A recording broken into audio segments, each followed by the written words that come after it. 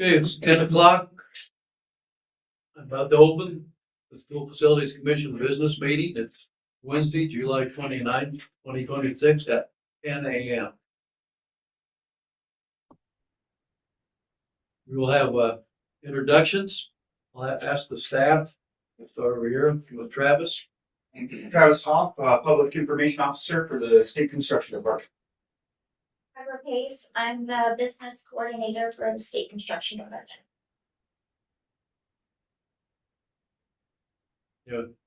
Start with that. Okay, Devin Kenny, Wyoming Attorney General Thomas. I might stop for a second. We're gonna lose Devin. I understand that he's going where the big bucks are. He's got to go to the treasurer's office. Their attorney. We'll have to call him Big Buck Skinny now.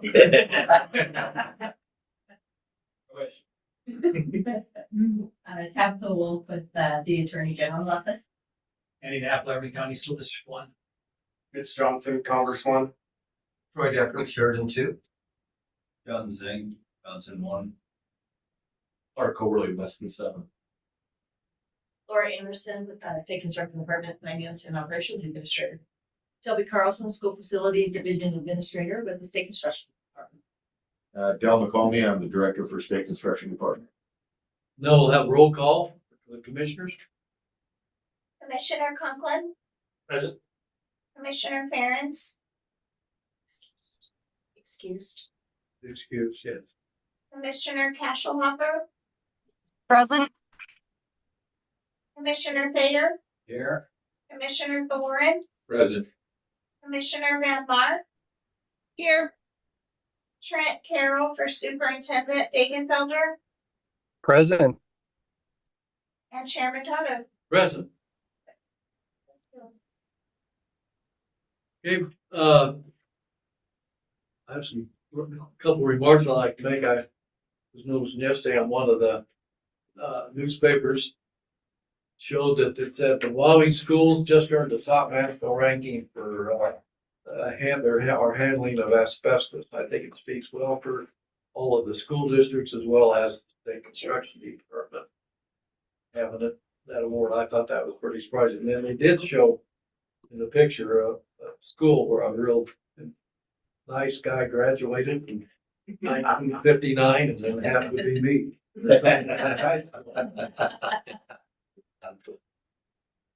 I was not valedictorian, I will say. Okay, director remarks? Yeah, thank you, Mr. Chairman. First, I'd like to thank the district for the tour this morning and taking a look at their meetings and of course hosting us here. It's always great to have the commission come out and tour some of the buildings and again, just compliment them, particularly the building that we toured is about 10 years old, 2016, and was a somewhat of a prototype building, I think, based what we heard came out of Cody, and certainly the planning with the Great availability. schools with it. Yeah, put the Buffalo built there. Buffalo, and I think Gillette was another one they said they looked at. So, but anyway, the availability to add on at the end of the wings, things like that, I think we're pretty good as far as the design, and that's some of the things that we get from the legislature asked as prototype schools, additions to schools, get that question an awful lot. So that's something we can put away in our repertoire when we get asked by select committee or JAC or we doing prototypes and all that. Like I said, we started that clean back, go up to Manchester and look at it. So, Yeah. But anyway, thank them. You stole my thunder. I was going to recognize Devin, and this is his last meeting with us here in the function that he serves. I'm sure you'll probably have to come here for something in the future, but anyway. We're gonna miss you. Yeah, certainly thank him for all his hard work over the years. And Devin, when did you start with I started July 31st, 2017. Represent all facility since then.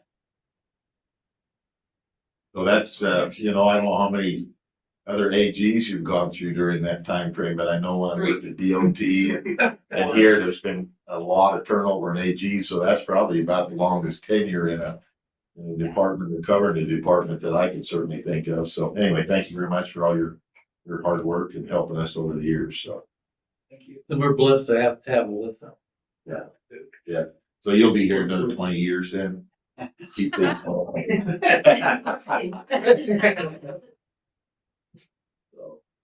Okay, that's it, Mr. Chairman. Thank you.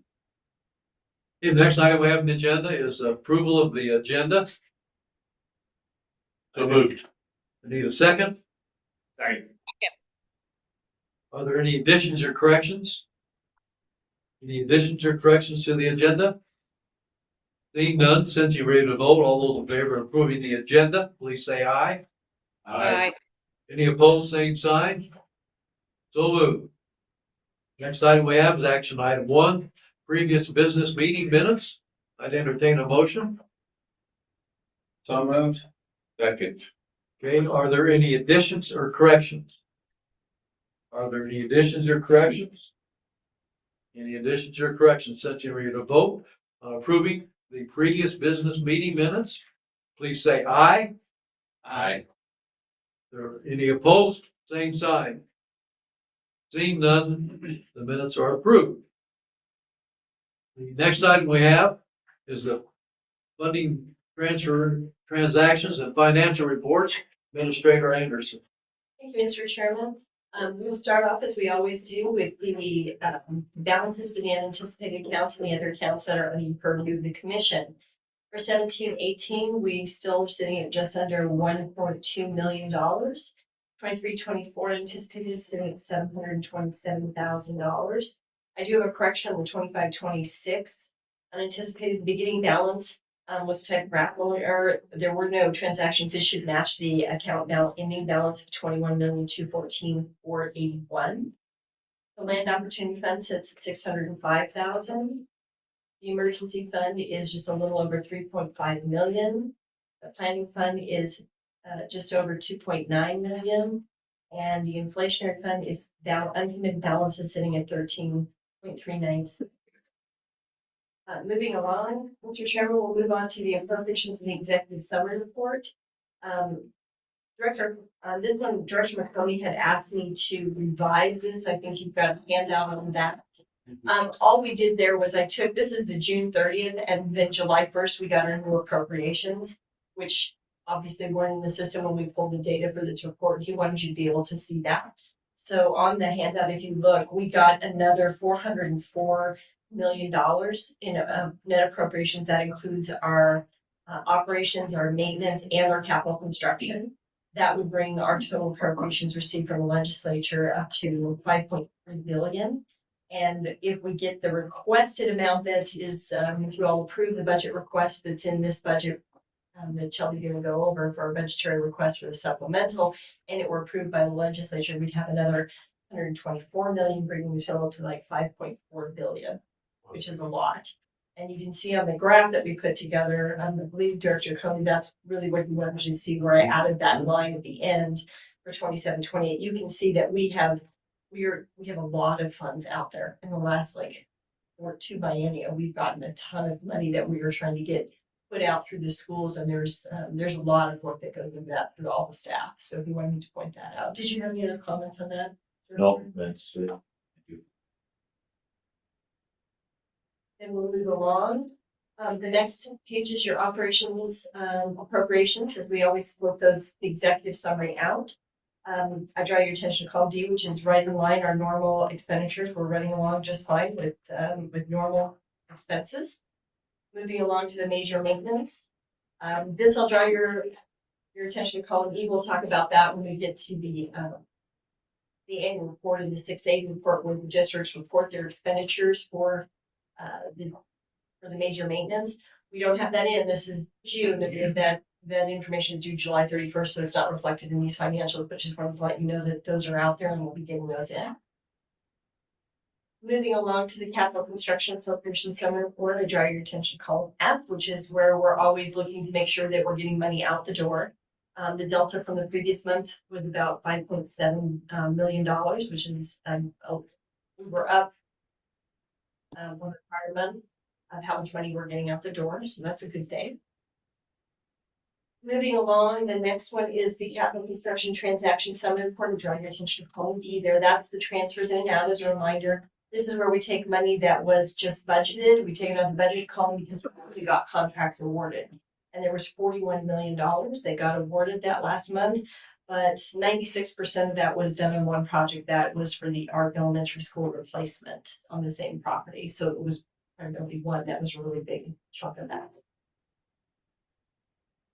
The details of that are later on in the report. Pages 19 through 20 are the details of all the unanticipated balance reports that we went through at the very beginning for the funding transactions. And then we have pages 22 through 24, which are the details of those transfers that we just discussed, that $41 million, that's where you can see those details. Then as we move along to page 25 through the end of this section, this is the listing of appropriations by district and facility. So, Mr. Chairman, with your permission, SCD would make a recommendation that the commission approve the financials as presented. Unless there's questions that you'd like me to answer. Are there any questions for Laura?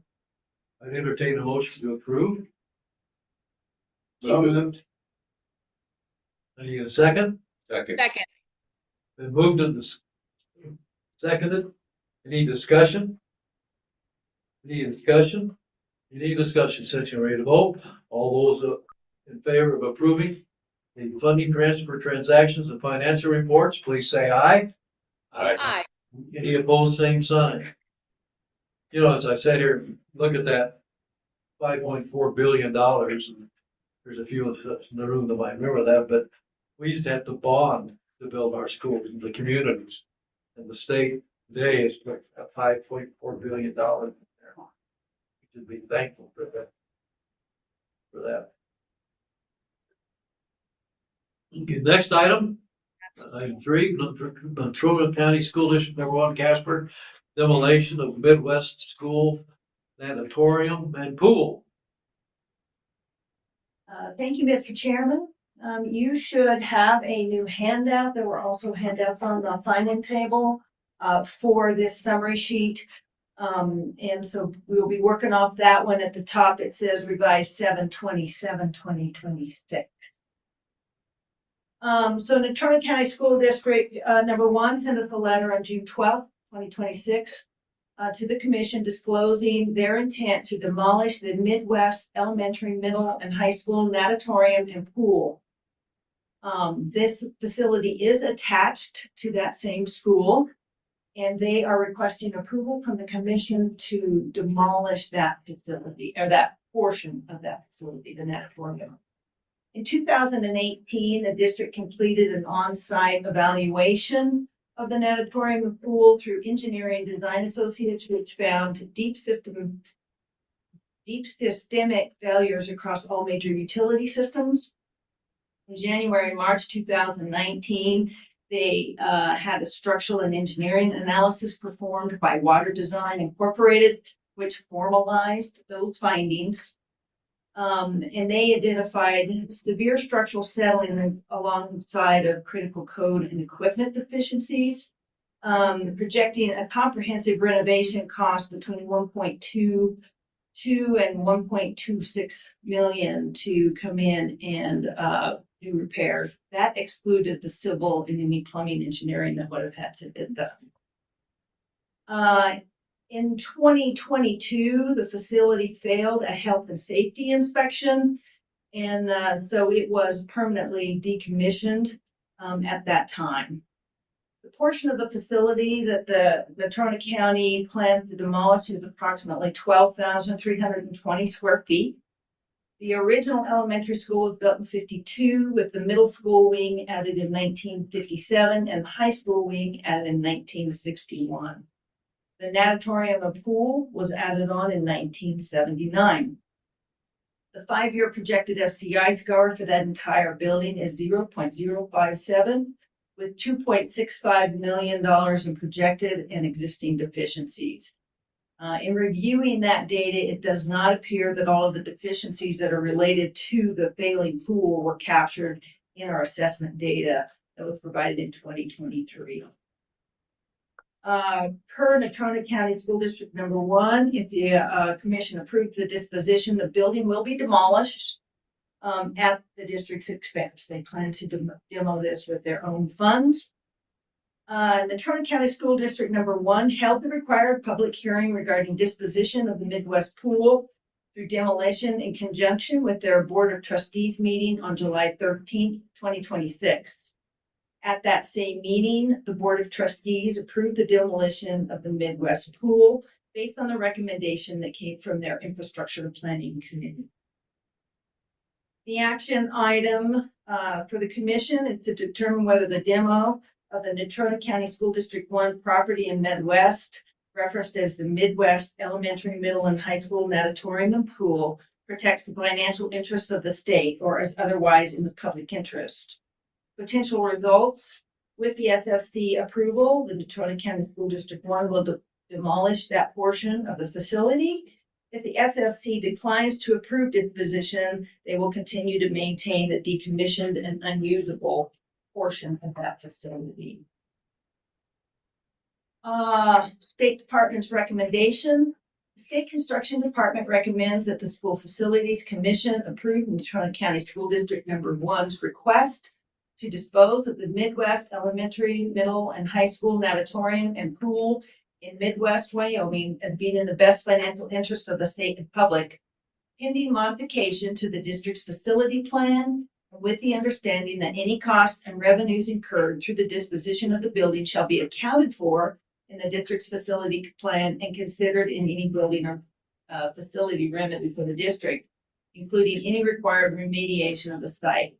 Natrona County School District Number 1 will provide the State Construction Department copies of the approved July 13th, 2026 meeting minutes when they are available. And with that, Mr. Chairman, I take any questions. Any questions? Any questions? Is there a motion? Mr. Chairman, I move the commission approve the state construction department's recommendation as indicated. Second. And seconded, yes, by Travis. Discussion on the motion. Discussion on the motion. Mr. Chairman, I've got a quick question on that. On 5A there, it says, not all the deficiencies. Are there expected to be more dollars needed? Mr. Chairman, there's not. They've actually already got the bids to do the work, so nothing else anticipated for deficiencies. They just didn't seem to capture the deficiencies for that pool portion. And Mr. Chairman, I think that may be because at the time of that being, it was decommissioned back in 22, and it was after that when the study was done. So I'm guessing when they walked the building, the district probably pointed out this is decommissioned, and well, they didn't go to an in-depth review on it since it had already been shut down for a couple of years. Thank you. Further discussion? Further discussion, since you're ready to vote, all those in favor of approving the motion, please say aye. Aye. Any opposed, same sign? So moved.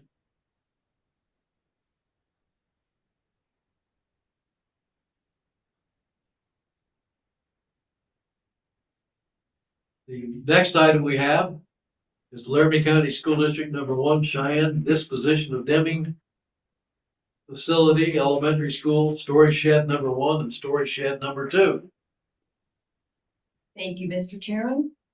Laramie County School District Number 1 sent a letter dated June 30th, 26 to the School Facilities Commission disclosing their intent to dispose of the district's Deming facility and the associated tract of land.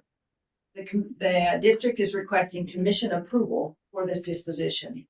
The Deming facility is comprised of an elementary school, 2 sheds, and the associated tract. In the district-wide elementary school Mercer that was performed and approved by the commission in November of 2024 was recommended to take Deming Elementary School offline in 2026. The district closed the school at the conclusion of the 25-26 school year and identified the property as surplus. The 18,099 square foot building was established in 1945 and sits on 1.23 acres of property. The 5-year projected FCI score is 0.096 with $843,056 in projected and existing deficiencies. Disposition of the Deming facility is included in Laramie County School District 1's 25-26 facility plan. The Laramie County School District Board of Trustees have held the public meeting or public hearing on June 1st, 2026, and they approved disposition of the property. There's a couple photos of the front of the building and also where it lies. Bird's eye view. Action item, determine whether the disposition of Laramie County School District 1 property referred to as the Denning facility protects the financial interests of the state or is not otherwise in the public interest. Potential results with the SFC's approval, Laramie County School District will take action to dispose of the Deming facility and associated tract land. If the SFC declines to approve disposition, Laramie County School District 1 will continue to maintain the closed facility. The State Construction Department recommends that the School Facilities Commission approve Laramie County School District Number 1's request to dispose of the Deming facility and the associated tract of land as being in the best financial interest of the state and public, with the understanding that any costs and revenues incurred by the disposition of the building and land shall be accounted for in the district's facility plan and considered in any building or facility remedy for the district, including any required remediation of the site. With that, Mr. Chairman, I'd answer any questions. Are there any questions? Mr. Chairman, I've got a couple. So throughout this Mercer study and the planning and the budgeting, was there any money allocated for the demolition of this facility within that study? I believe that demolition was included within the Mercer, not because we were requiring them to demo it, but because then we were comparing apples to apples. Should they decide to demolish that building, it gave us the highest cost. So when you go through that Mercer, anything that was coming off did include demolition costs. Certainly was not a requirement that it be demolished. Mr. Knapp, I see in the board minutes that you talked to your board about the sell or intergovernmental transfer of this facility. Potentially, I don't want any details. Is there some interest in the facility currently by some entity? No, Mr. Chairman. Sorry, Commissioner Thorne. We have not had any interest directly that anyone's interested in transferring that currently.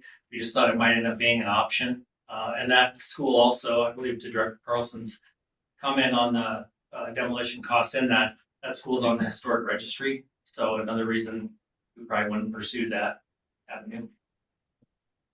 Okay. Thank you. Thank you. Thank you. Mr. Chairman, I move that the commission approve the state construction department's recommendation as indicated. I need a second. Seconded by Jackie. Discussion? Further discussion? Since you're ready to vote, all those in favor of approving the motion, please say aye. Aye. Aye. Any opposed, same sign? So moved. Next item is our number 5 for us. And it's Laramie County School District Number 1 Cheyenne, New Hobbs Elementary School Project Alternative Delivery Method Request. Hey, thank you, Mr. Chairman. I'm going to go ahead and handle this one. And again, Mr. Knapp is in the back if there's any questions from Laramie 1 and Mr. Knapp. Background on this is that Hobbs Elementary was built in 1959. It's about 41,700 square foot. Has adjusted capacity of 300 seats and 70 seats available at this point in time. It had an FCI score of 0.408 in for 2031. So, Mr. Chairman, I'm sure the board's aware that we came before the board to ask for funding because of condition when the Mercer, and again, this was included in that comprehensive Mercer study and is one of the projects to move forward. And that it was appropriated by the legislature this past session in 2026. for the design, construction, and the demolition of the old building. So the project availability or the funding for that was appropriated at $37,808,900 or $797. And but that does not include the abatement costs. Again, when we get into design, as we have on a number of the buildings that we're working on currently, we did have demo money in there, but not the asbestos removal. When the design phase kind of moves through, we'll get a better cost on that and come back to the commission for the legislature for that asbestos removal. What the ask is to do an alternative delivery method, CMAR, for this particular building.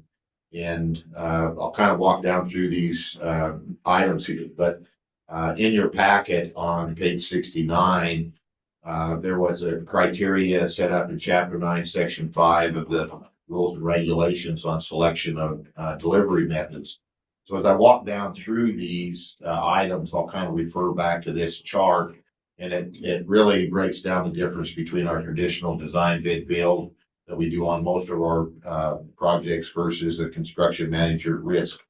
So this is one of the things that we looked at from our perspective before deciding to whether to move this forward as a CMAR project or stay with our standard method. So item number 3 on page 68, the project will be constructed within a fully developed site. So again, I think from the Mercer and previous discussion, I think you're aware that we're going to build the new school on the existing site, and the existing hobs will be occupied during that time frame.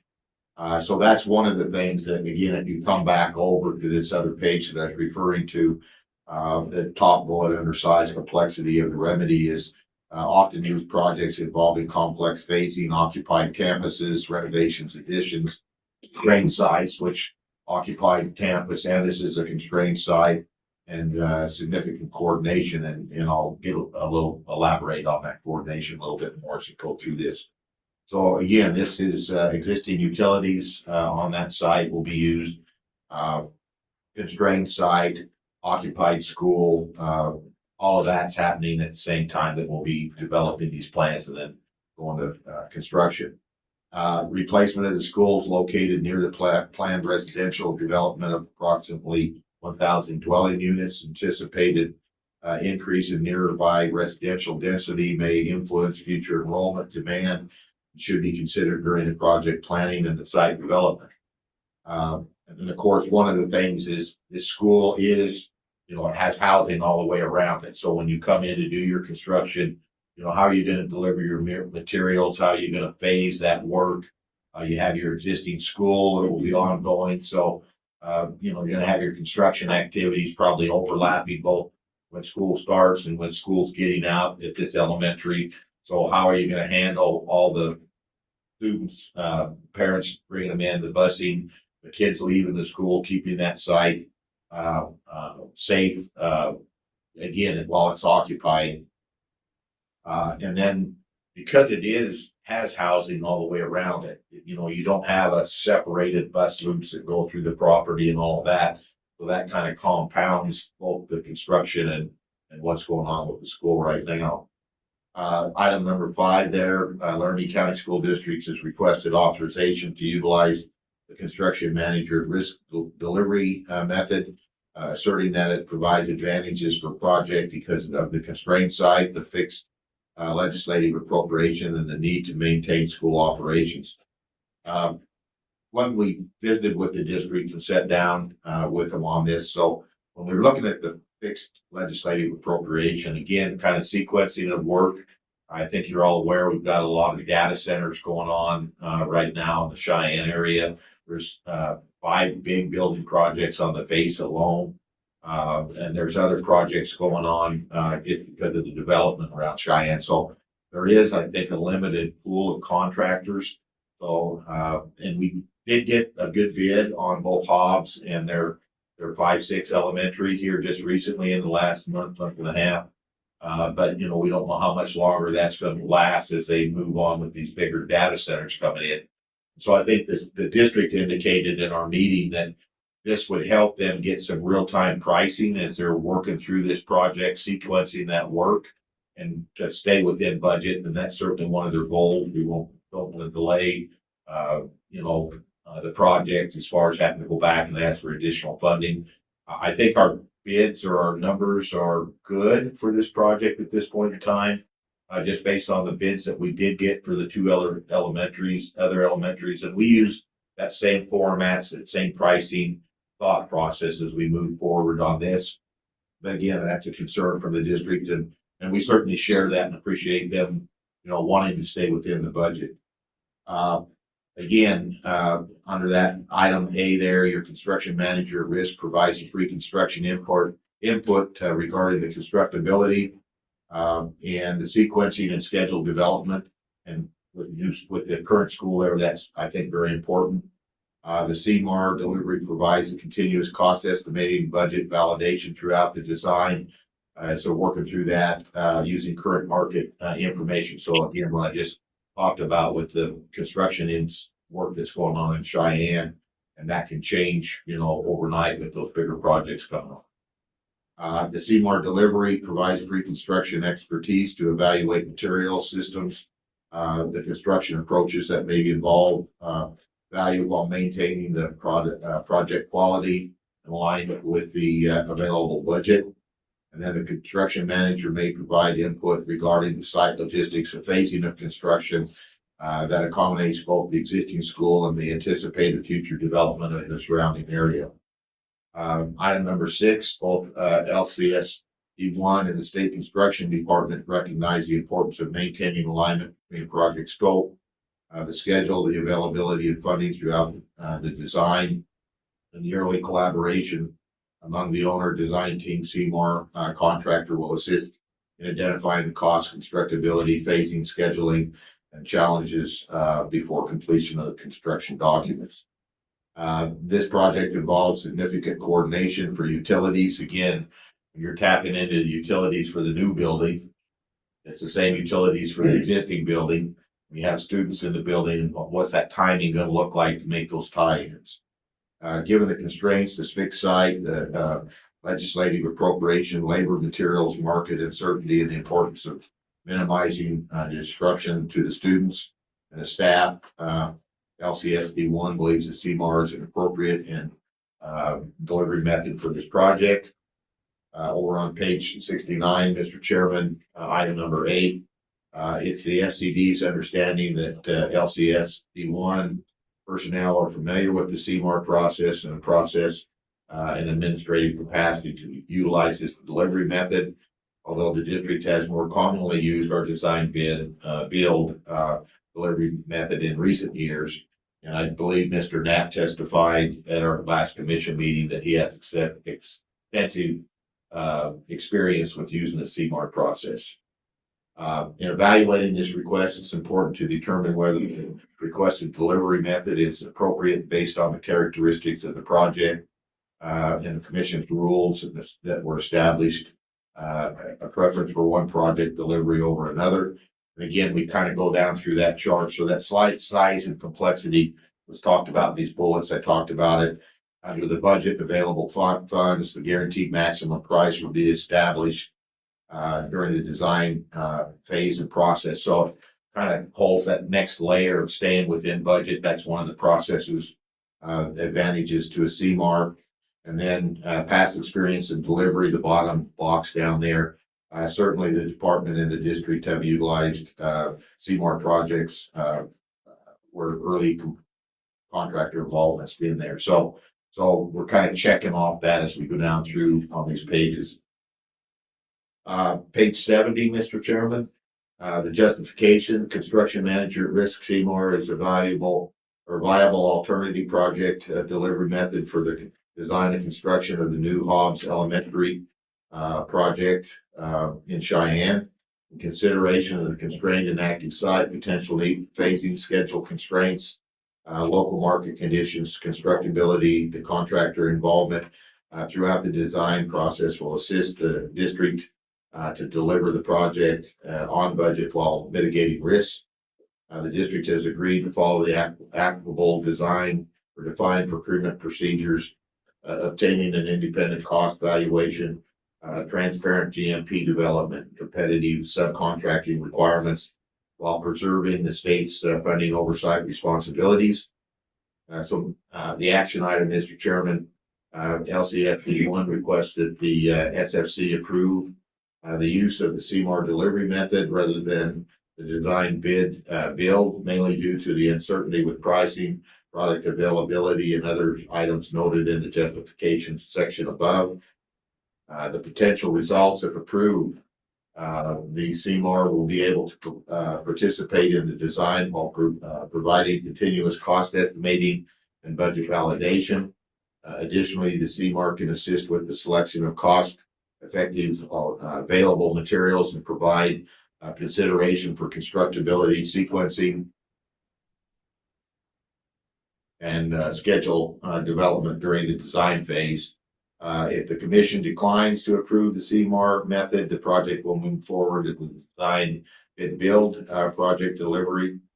The recommendation from the department, Mr. Chairman, is the School Facilities Division of the State Construction Department recommends the School Facilities Commission approve Laramie County's School District Number 1's request to deviate from the standard design bid build delivery method to begin procurement for a construction manager at risk CMAR with the understanding that the project shall be put out to bid if a guaranteed maximum price within the project budget cannot be negotiated. The School Facilities Division and the State Construction Department makes this recommendation based on the complexities of the project, uncertainty of the market, and in consideration with the active campus, i.e. the students are on site. So, Mr. Chairman, the recommended motion would be to move the commission to approve the School Facilities Division, the State Construction recommended as indicated. Okay. I'd entertain a motion. Mr. Chairman, I move the commission approve the School Facilities Division recommendation as indicated. I need a second. Second. Moved and seconded by Bruce. Discussion, any discussion? The board members. I've got, Scott. Mr. Chairman, does this, a CMAR, does that present a different set of unique challenges for the department? I know they've said they've done it in the past, but does it shift oversight responsibilities? Mr. Chairman, I don't know if it shifts oversight and responsibilities, but it's a different method. So, fortunately for us, one of our project managers for this area has done a lot of that same type of delivery prior to coming to the department. And so Karen is very familiar with this type of CMAR also. And we've done some of these recently. So Munger Mountain up at Jackson was a CMAR project, and that project went very well. So yes, we have, but it's a different set of documents and criteria. There's a different step process from the normal as we go through that. But again, John Rexis has quite a bit of experience with CMAR projects also. So. And then a follow-up from Mr. Knapp. There seem to be a lot of projects in Laramie. One, just the district's ability to manage and get stretched too thin. Because I would think this CMAR will require a lot of effort. Yeah, Mr. Chairman, Commissioner, it'll require a different type of effort, but I think it's going to help us having the contractor on board early. And, as far as a couple of things that are going to play into our favor is we're looking at considering fees for a designer we currently have on board and using ARP as a prototype school for this. And then, so I think that possibly could help us, as we bid these schools out, we have a pretty finite number of general contractors down there that are capable of that. And the number decreased quite a bit, just from the bidding ARP down to bidding our 5-6 school. So it would concern me more of what we would have for bids on a hard bid on this and what they might be because of the smaller number of contractors that might be interested. And we have, having 2 schools, we just kicked ARP off this month and groundbreaking on the 5-6 is coming here in about 2 weeks. So we have pretty much real-time numbers to be able to compare what we're designing into this. So I think the numbers, I think it's probably our best opportunity to get good numbers and be able to keep the project moving, given the conditions in Cheyenne right now. Thank you. Questions? Questions, session ready to vote on the motion? All those in favor of approving the motion, please say aye. Aye. Aye. Any against the motion, please say aye. Motion has been approved. Next item is the Mercer Campbell County School District Number 1, Conosaga Elementary School. Thank you, Mr. Chairman. Hey, before we get started, it looks like Mr. Tanner has come online. I want to make sure he can hear us. And Rob, can you speak up so we ensure we can hear you okay before we kick off? Sure, I can hear you just fine. Can you hear me? Yes, we can. All right, thank you. All right, in 2023, condition schedule, Conestoga Elementary School in Campbell County School District 1 was identified with an FCI score of a 0.378 for 2028. By our commission rules, when we're going to be above a 0.3, looking out 5 years, we do look at doing a most cost-effective remedy study to see how best to address that pending condition situation. In 2023, the legislature appropriated funds for projects based on that annual evaluation that was completed in 2023 and the prioritization of schedules for school building condition pursuant to statute. We are pulling the design funds for this project out of that 95 million that was appropriated in 23. That legislation did require that a Mercer study be done before expenditure of any of those funds, as well as that any most cost-effective remedy was included in the district's facility plan. In 2024, the legislature appropriated $523,420 for construction of a remedy for the Conestoga Elementary School. The legislation stated that appropriated funds shall be expended by the commission to ensure adequate, efficient, and most cost-effective school buildings and facilities that are contained in the school district facility plans. In early 2024, the department entered into agreement with MGT as our consultant to perform a most cost-effective remedy study for Conestoga. For that agreement, MGT was engaged to guide and facilitate the process, ensuring a thorough and collaborative working environment between the district and the state, perform the evaluation and analysis of the potential remedies, determine the most cost-effective remedy, and then issue the final report.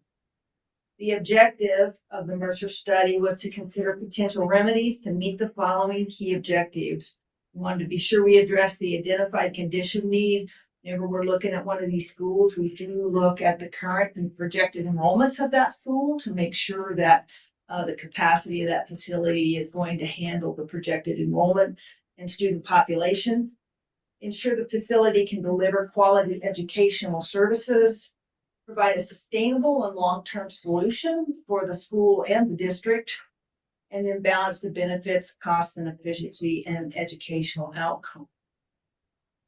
With that, I will turn it over to Mr. Rob Tanner to walk through the study with you. So take it away, Rob. Thank you, Shelby. First, I'd like to say I apologize. I'm not on camera. I'm having some technical difficulties. So as long as you can hear me, I think we're good.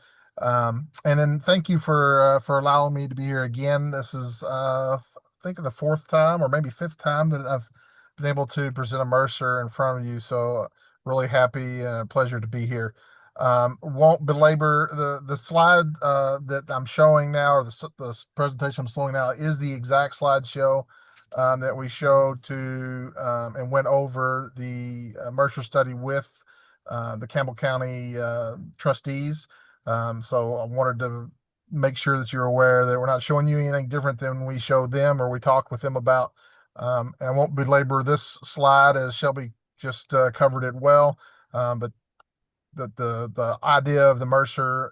It can be triggered by capacity or condition, and it ensures the efficient use of limited resources while maintaining a safe and functional school environments. Conestoga was triggered by condition.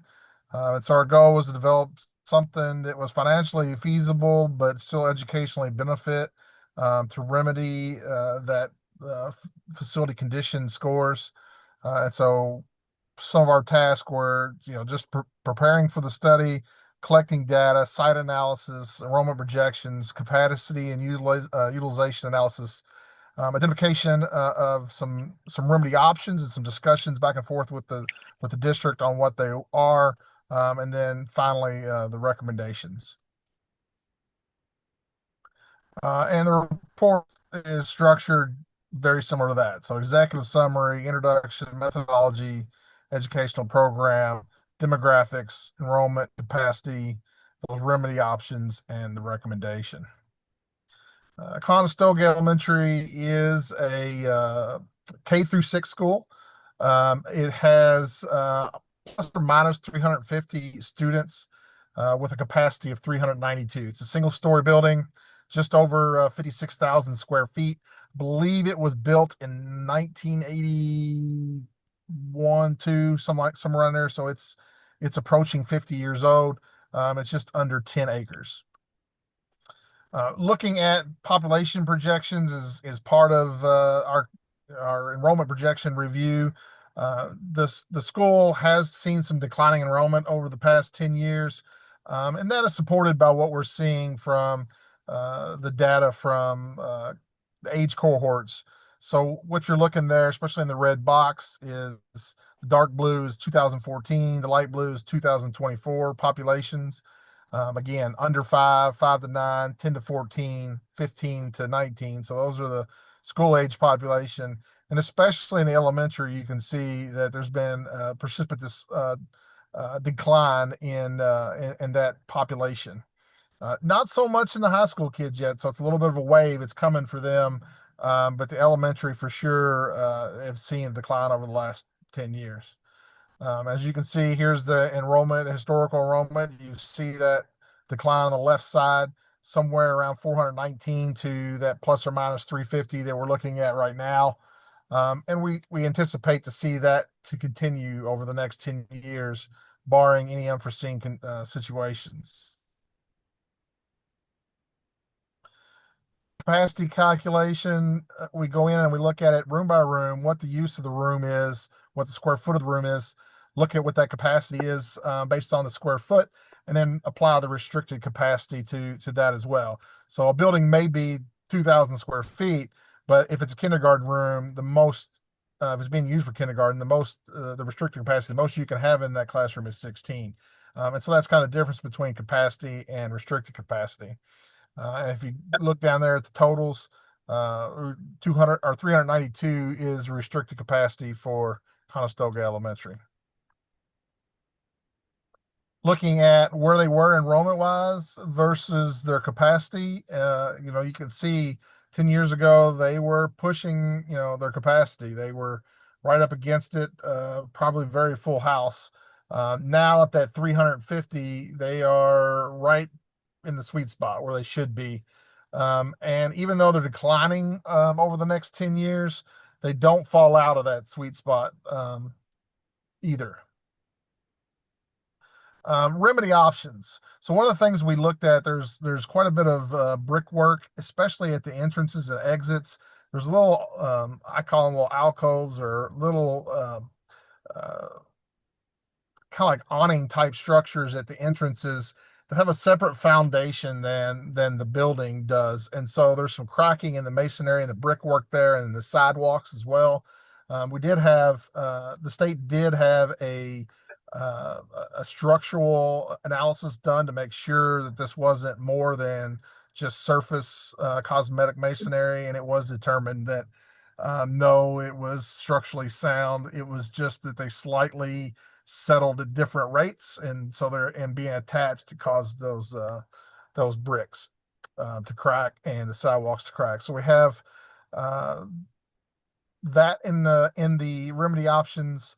Also, the HVAC, they do have boilers. You'll see that at the very bottom. They've been replaced. I think I want to say they're pushing about uh, 8 years old now, so they don't need to be replaced, but they will need to be replaced in the very far off future. But that being said, the building has the original hydronic piping, which is leaking from. They're having a lot of issues with it leaking from the joints and the T's on the hydronic piping, and then it has the old fiber duct as well, which was a good idea, I guess, in the 1980s, but it hasn't held up well. And anyone who does maintenance hates to see when you have fiber duct because it falls apart. And that's the case with them as well. That being said, also the building, as I said, was approaching 50 years old. The electrical equipment is in working order. However, it is 50 years old and it's near the end of its life. It needs to be replaced, especially when you can think of safety issues. The new breaker systems, the new technology break they remove electricity much quicker, much faster. Probably probably too. In 1980, when it was put in, the code has changed many times since then, and so bringing it up to code as well is a good point of emphasis. We also are looking at interior lighting. We talked about whether or not just an LED retrofit would be possible, but since we are moving towards that hydronic piping replacement and fiber duct replacement, the ceilings are going to have to come out. That's why you see the ceilings there right after the LED replacement. And so if you're going to take the ceilings out, you're going to remove the lights. Might as well go back in with new LED lights. They're much smaller space wise. They are much lighter. They're much brighter, and will be a wonderful upgrade to the building. Excuse me. The HVAC cooling tower was it's old. It's right near the end of its life, and it is working, but we don't want to wait till it breaks to replace it. It's past its lifespan. Also, when we looked at the building, they talked about security gates. There are multiple sidewalks to go into the neighboring or adjacent neighborhoods, which is nice because the students, if there are students over there, can walk to the building. But it also creates an easy pathway for unwanted visitors during the day. And so having those security gates where they can be opened and let the students in, but once they are school has started, they can be locked down. Some of the costs, and the reason why it costs so much is because they do require to have panic hardware, because in an emergency situation, you need to be able to get out. Parking lot and asphalt replacement was something also that was about 10 years away, that we thought could possibly be a remedy. But again, that with the boilers was a little further down the road than the prior remedy options.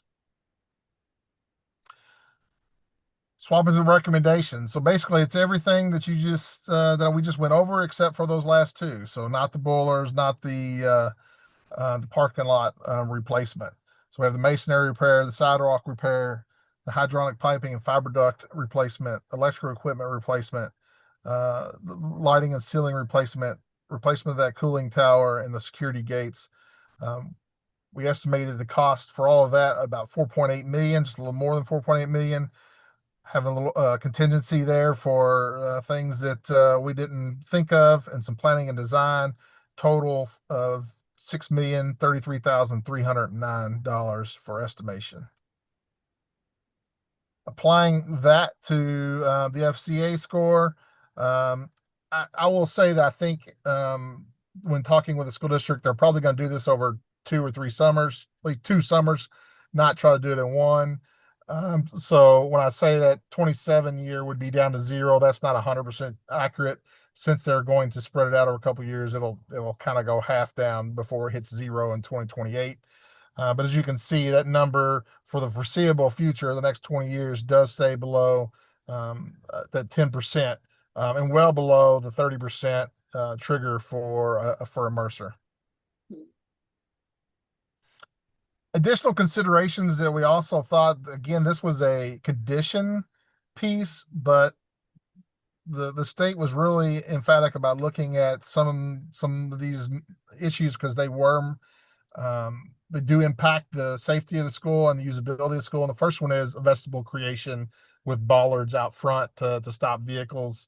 There is a way to create that by creating walls inside without adding to the square foot of the building. And so we have also added that as an additional consideration that we think should be done. And then the kitchen expansion. The kitchen is very small. They don't have some of the equipment that they need because they don't have a whole lot of room. The cafeteria manager doesn't have an office. So all of her paperwork are just locked in file cabinets, but really and truthfully, and when you look at the educational guidelines from the state, it does say it should be a manager's office, lockable office. And so we've added those additional considerations, put some contingency to that design, and that's an additional $543,114. And then there was a few things that we went back and forth with the district, and rightfully so, are on top of their list, but are really outside of what it will take to bring this building up to that FCA score over the next 20 years and keep it under that 30%. But these are things that the district is telling us they may want to do as part of that. And as part of that, they may use their own funding. They may use some state major maintenance funds, or if for some reason that those estimations come in low, there may be some of those dollars that can be applied to these alternative projects. One is a renovation of the office and reconfiguration of the office, and then classroom, casework, and cabinetry replacement, and then some sound attenuation for the music room. And I have talked a lot. Take any questions you might have. Any questions? Any questions? Mr. Travis, I'm not sure when you're doing your analysis or the school district has represented here, maybe you guys know. I was just considering the unit on the rooftop. Has the roof been redone on this in the last 20 or so years? Mr. Chairman, Commissioner Conklin, I am not certain. I think it was replaced. I think before we got there, but I would have to dig into that. Do you remember, Rob, from your visit? I'm sorry, I didn't hear the question. Could you repeat it? Has the roof been recently replaced on that facility? It was less than, it was, I think it was around 10 or 12 years old. We did look at the roof. That was not leaking. They did have an issue, if I remember right, on a flat area, like down in the one little area, but it had been repaired. There were some. Oh, you know what? No, I'm looking at the wrong one. This is the one that had that painted metal roof. Isn't that correct? No, Rob, I'm uncertain. Yeah, let me look at that again. Sorry, I'm getting them confused in my head. Let's see. Yes. We did look at the roof, and the roof was not in the next 10 years to be replaced. I was just checking. It's a good question. Up there. Thank you.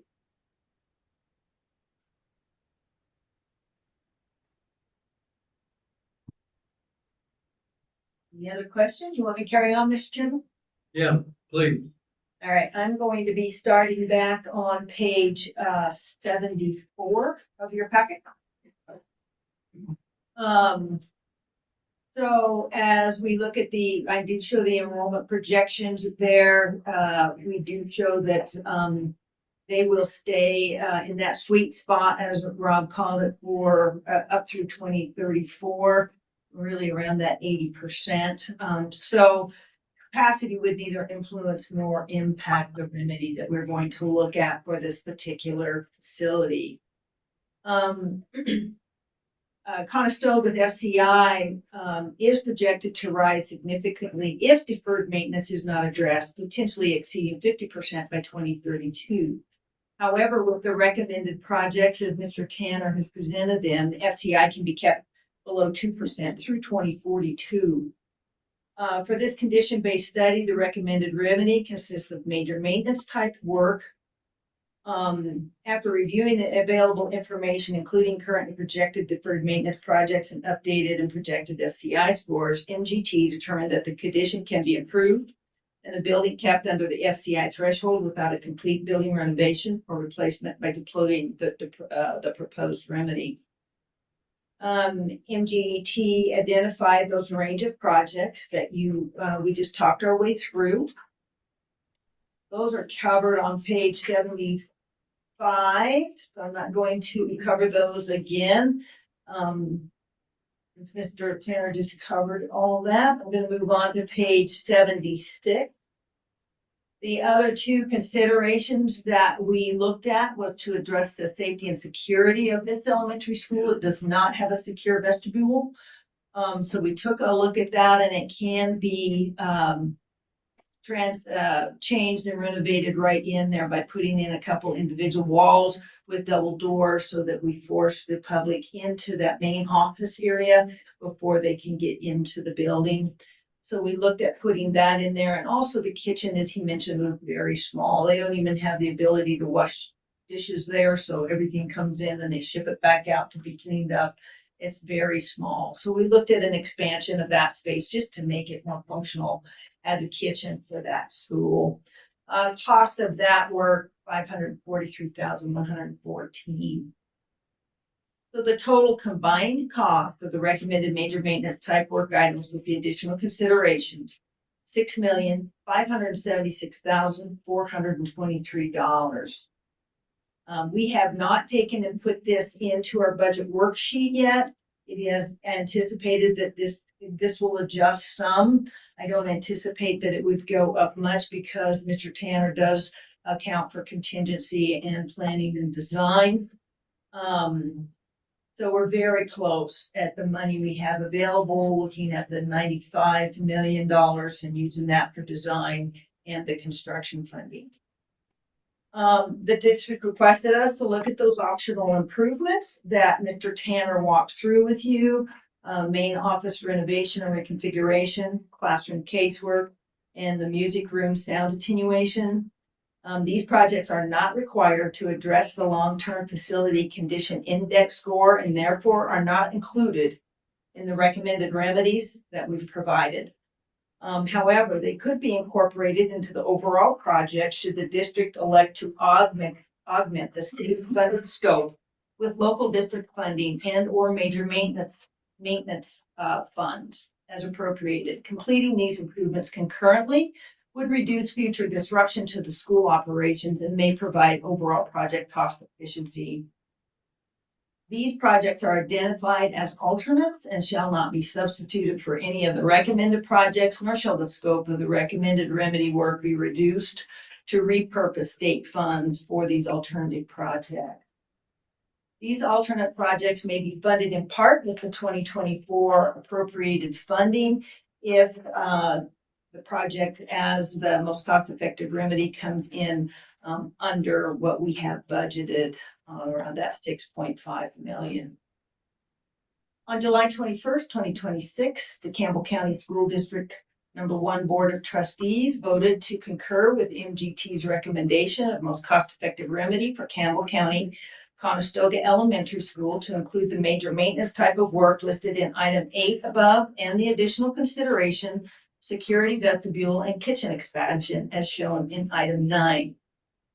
Action items for the commission is to adopt the Mercer for Conestoga Elementary, allows the Campbell County School District #1 to place it in their facility plan and the design to proceed for the project as we do have the appropriated funds available. Potential results: if the recommended Mercer for Conestoga Elementary School or another option is adopted, It allows us to move forward to deploy this most cost-effective remedy. If the Mercer for the Conestoga Elementary is not adopted, the design and construction of Conestoga Elementary remedy cannot move forward without further study. Recommendation, the State Construction Department recommends that the School Facilities Commission adopt as its written determination MGT study titled Most Cost-Effective Remedy Study, Conestoga Elementary Condition dated June 2026. And the major maintenance type work items listed in item 8 of this summary sheet and the additional considerations for a security vestibule and a kitchen expansion is shown in item 9 of this summary sheet as the most cost-effective remedy. This remedy is in the best financial and educational interest of the state, taking into consideration the most efficient and cost-effective approach to address building and facility. With that, Mr. Chairman, I take any questions. Why don't we have a motion first, and then we'll do the discussion.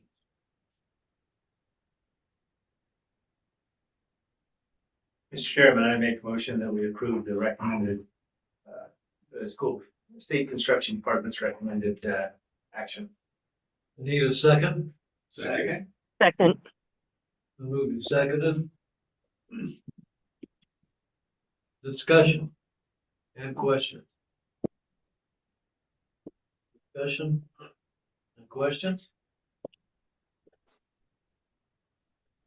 I guess the only thing when I went through, I want to make sure that, there is a security vestibule in there and that isn't there, because that's one thing we're, putting a lot of emphasis on now, and it is in there, so that would have been my only question if it's there, so. Any further question? Anybody virtually want to have any questions? If not, Nope. since you vote on approving the motion, all those in favor of the motion, please say aye. Aye. Aye. Any opposed, same sign? Approved unanimously. Okay, our next item is 2027 supplemental budget request. Yeah, thank you, Mr. Chairman. We come before the commission, I think the last two meetings, talking about what we were anticipating would be moving forward to your approval today for the formal budget. The School Facilities Commission is required to, by statute, to annually submit a recommended budget to the governor through the State Construction Department and through the Select Committee on School Facilities.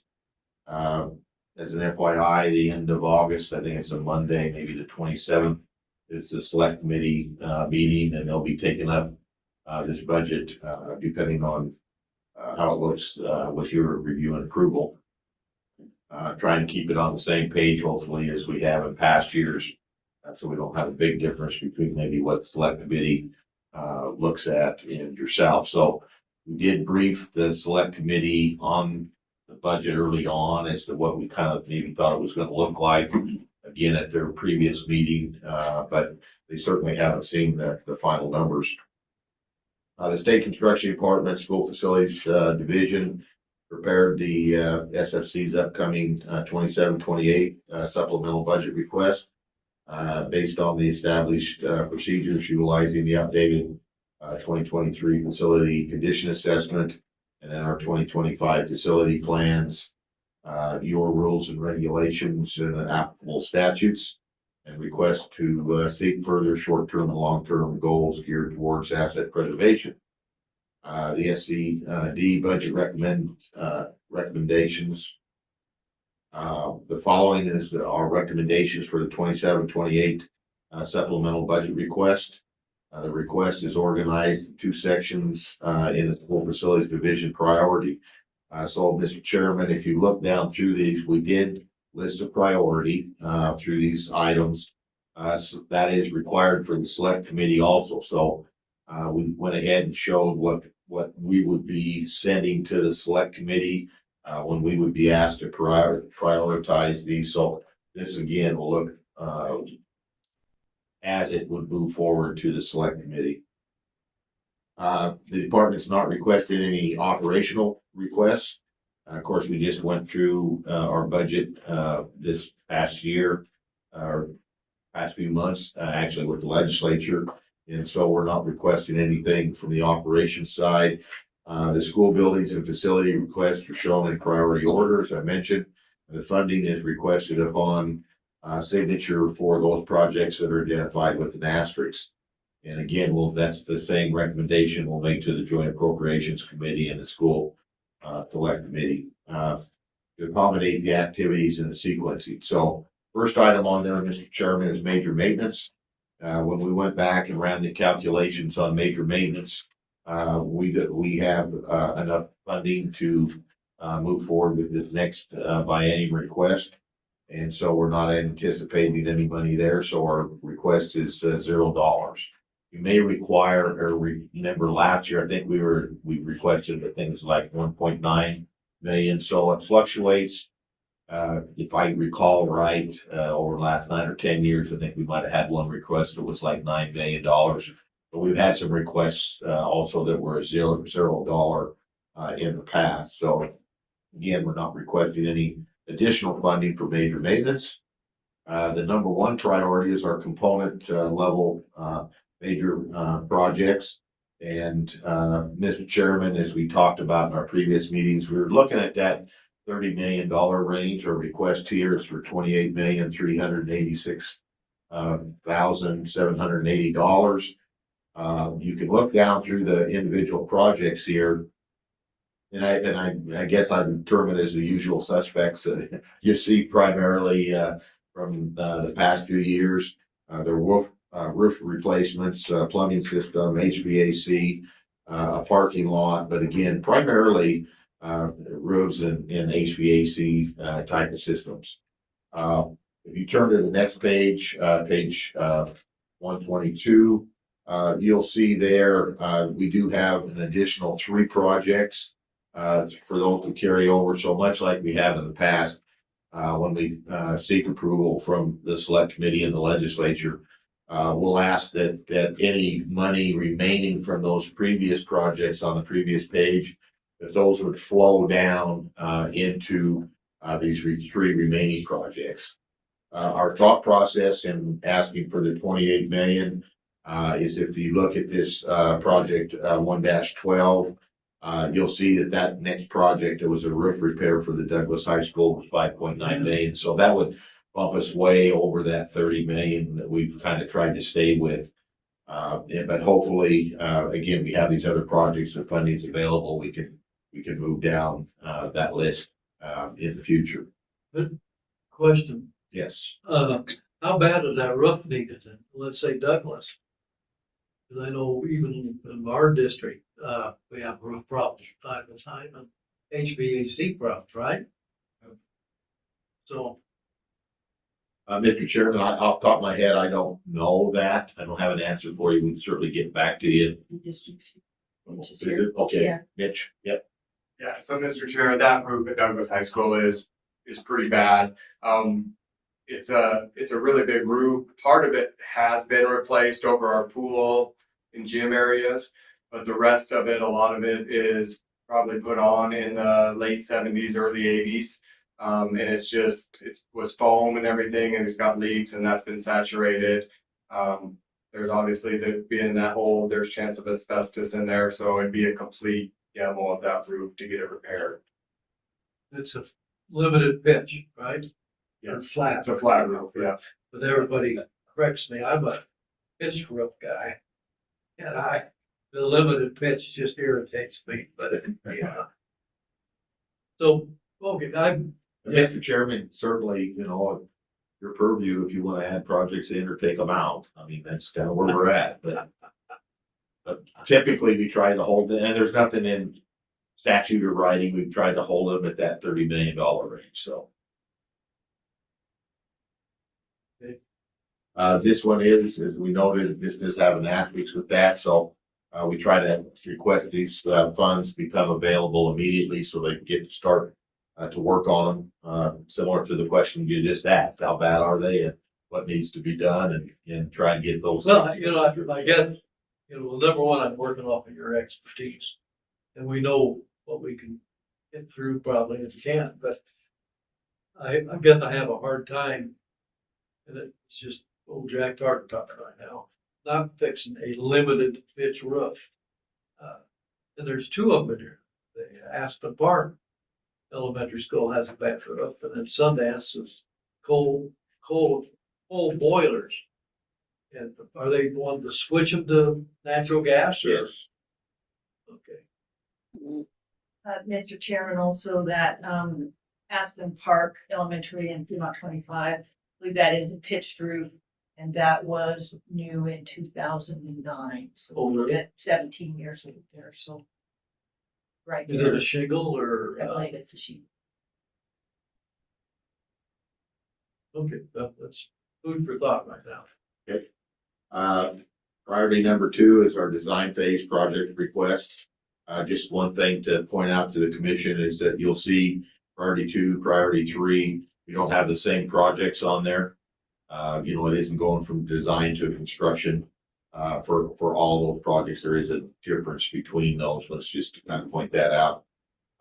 So the commission, we're asking for $7,564,313 dollars for the design. The priorities there, priority 2-1, Fremont 25, that's Frontier Academy, their alternative school. Asking for 1.4 million roughly for that in Riverton. Niobrara 1, Lusk Elementary, again, design phase, $1.17 million roughly for that one. And then priority number 3, or item number 3, priority number 2, we have the Douglas Intermediate School. That one is $4,970,950. Would point out, I think that's kind of a worst case scenario on that. And Shelby's been working on that, Mercer and working with the district on that one pretty recently. Matter of fact, I think maybe last week you guys had some meetings on that to move that forward. So any question on those 3 projects? If there isn't any, then we'll move on to priority number 3. That's construction phase project requests. Again, Carbon 1 Elementary, working through a Mercer on that particular project. We've had a number of meetings out with the district on that. It's kind of gone from one direction or another. Some of it dealing with capacity also. And so there's been a number of options. Again, FEA, I believe, is our Mercer consultant that's been working on that one. And again, Shelby's been pretty involved in that, so she wants to weigh in on that. Yeah, Mr. Chairman, this is, that Mercer is completed. This is basically a large component level project. They do sit kind of on a bubble when it comes to capacity, so we need to watch it fairly close here over the next few years. But one thing I would like to note, we have the design ongoing. We did tap into the 95 million as this project was eligible for that. So the design is in process. This one should be marked as available immediately upon signature because they would be ready to work on that come next summer with that design in progress. Thank you, Shelby. Next is Frontier Academy, their alternative school. And again, we're asking for design money up above. And that's for $9,886,125 in Riverton. The third project there again, up above, we're asking for design money, and that's the Lusk Elementary, $9,658,825. So any questions on priority number 3, Mr. Chair? We'll have the asterisks, I guess, for Yes. 3-1, so. Priority number 4, demolition phase project request. Demo for 3 projects totaling $7,002,700. Fremont 25, Rendezvous Elementary in Riverton, $2,824,428. Albany, Laramie, that's their Laramie Athletic Field Stadium, $1,382,253. And then Fremont 1, Lander, North Elementary, and I think you probably recall that particular building. It's kind of a Quonset hut when we were up in Fremont County in Lander last, I think, September meeting. We got a tour of that.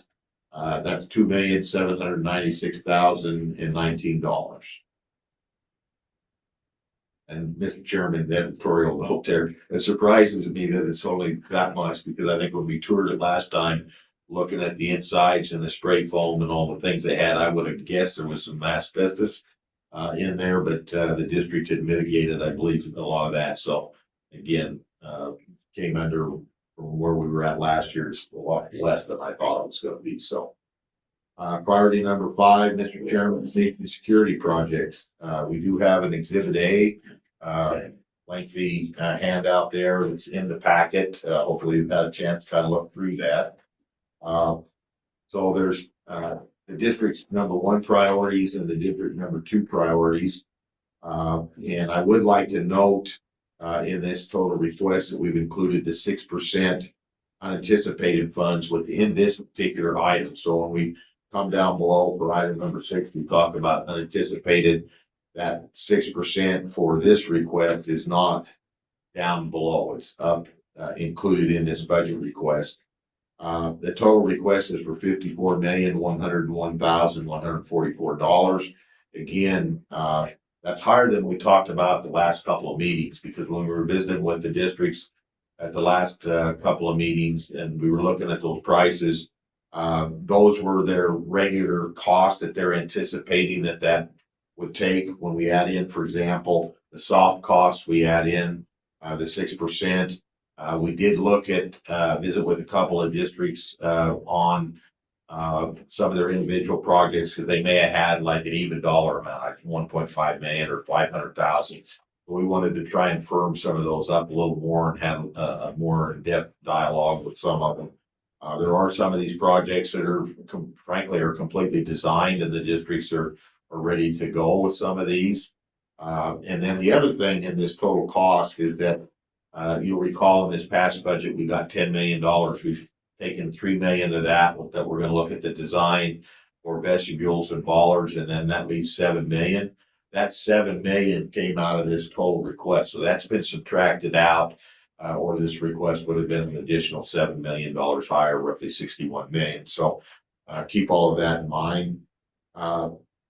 We ask again from the legislature, similar to the component projects, we have a note down here that we'd like to be able to use any remaining funds. So as we go down through the list and the commission approves projects, we take that, if there's any money left over from a district request for that funding, that money be able to move down these lists for these projects, so we can make sure that we keep all of these projects funded and moving forward. Now that is different than kind of how it was set up with the 10 million. The 10 million is set up that if a project comes in and there's any money left, that does not go back down into the pool of that 10 million. It reverts back to the legislature. And Administrator Carlson has, proposed that, I guess a way to try and mitigate that and use those dollars is that as we go through that design process, we put these contracts out to bid. And then we have the firm price from the bid, and then we come back to the commission and get approval to move forward with those projects. So we don't have any leftover dollars on the table, and we can utilize that full amount for that limited pot of $7 million towards basically this list of projects that we were given from when we went out and polled the districts. So I'm not sure exactly how that may run out, but if the legislature decides to go with that same mechanism, then I think we probably use that same procedure and just come back to the commission and say, here's a project, do you approve that project moving forward? Then there's the design on that, or not the design, but the construction.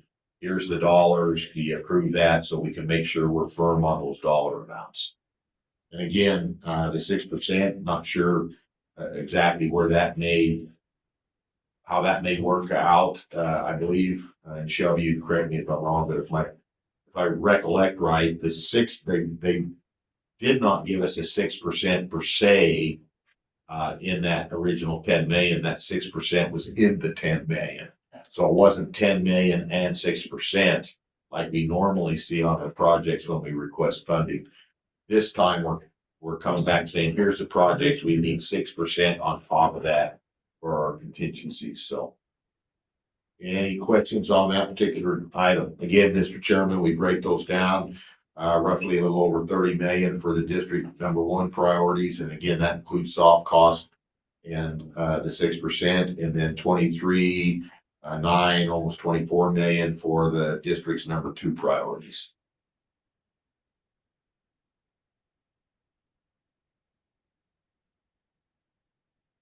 There's no questions, Mr. Chairman. We'll move on to priority number 6.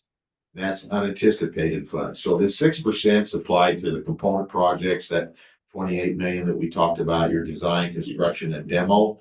That totals $3,954,874. So, Mr. Chairman, this is a standard procedure that we worked with the commission in the past, the legislature. I don't anticipate any changes to that or formatting from the select committee or the legislature, unless they decide to say, okay, we'll take that 6% up above for the other money and move it down below rather than leaving it with the safety and security. But again, as far as our presentation with select committee, I don't anticipate any new discussion that's out of the ordinary on this particular 6% for anticipated. Priority number 7, planning funds request. We're asking for $1 million there. Currently, we have about 2.9 million left in that $5 million bucket for Mercer's. So we're asking for 1 million to augment that 2.9. Reason being is if we look forward, we have 8 more condition Mercers that are popping up on the radar to begin. And then it's a dialogue we've had with the commission, and I think something to be held both with you and select committee in the future. But if we start looking at non-educational buildings, your bus barns, administrative buildings, some of those type of facilities, based on their FCI scores, we've got about 13 non-educational buildings. Typically, what we did, if you recall, we had 4 consultants that applied for and were selected for Mercer studies. We started off that original contract at $500,000 each. Some of the contractors or consultants haven't used all of that, and some of them have used significantly more than that. We've done a couple of change orders to add more work to theirs.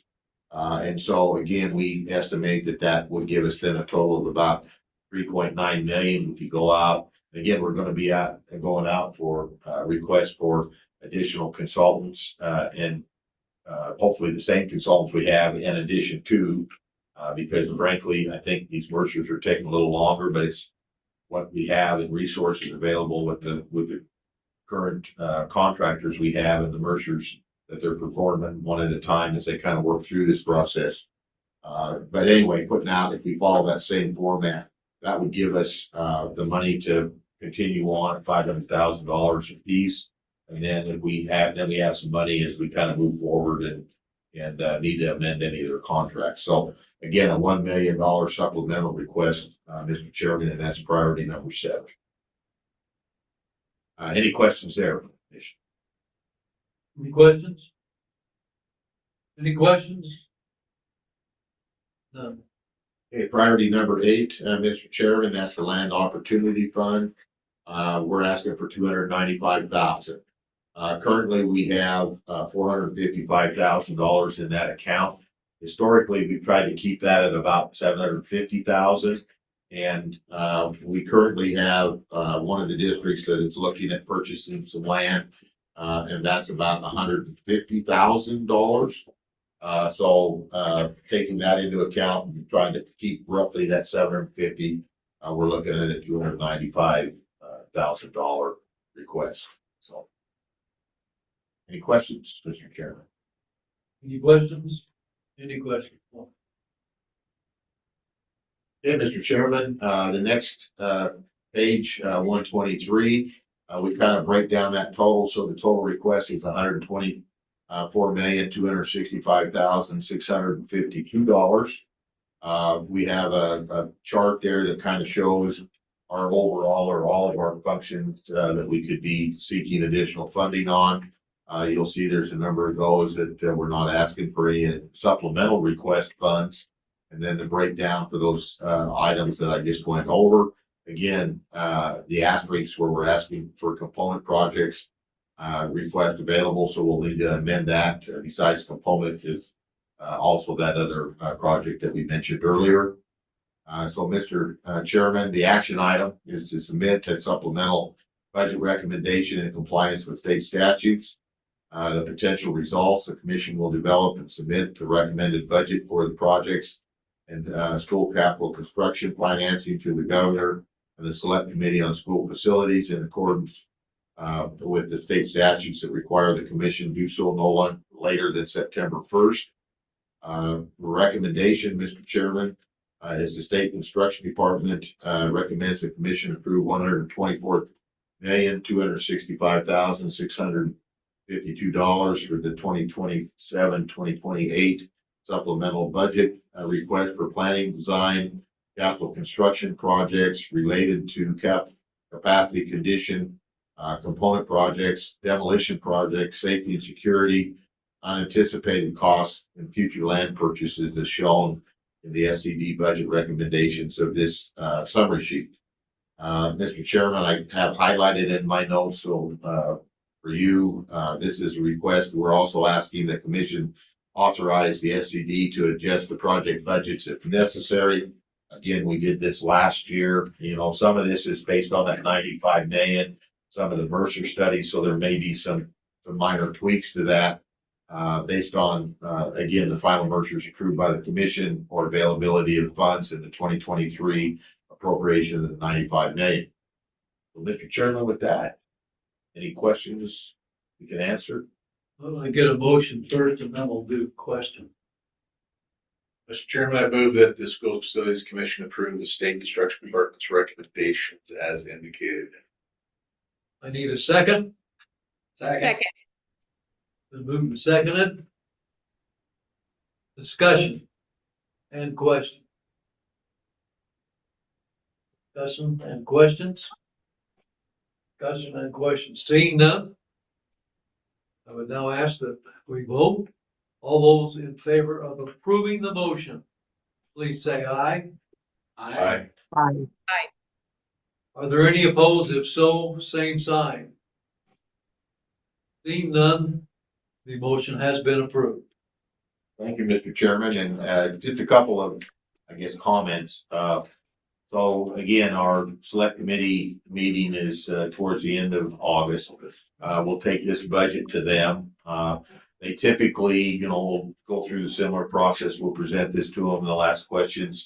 They may or may not add or change the budget as we kind of work through this. Then at that stage, they'll ask LSO to go ahead and work the budget bill. So they won't vote per se on the budget at that point in time.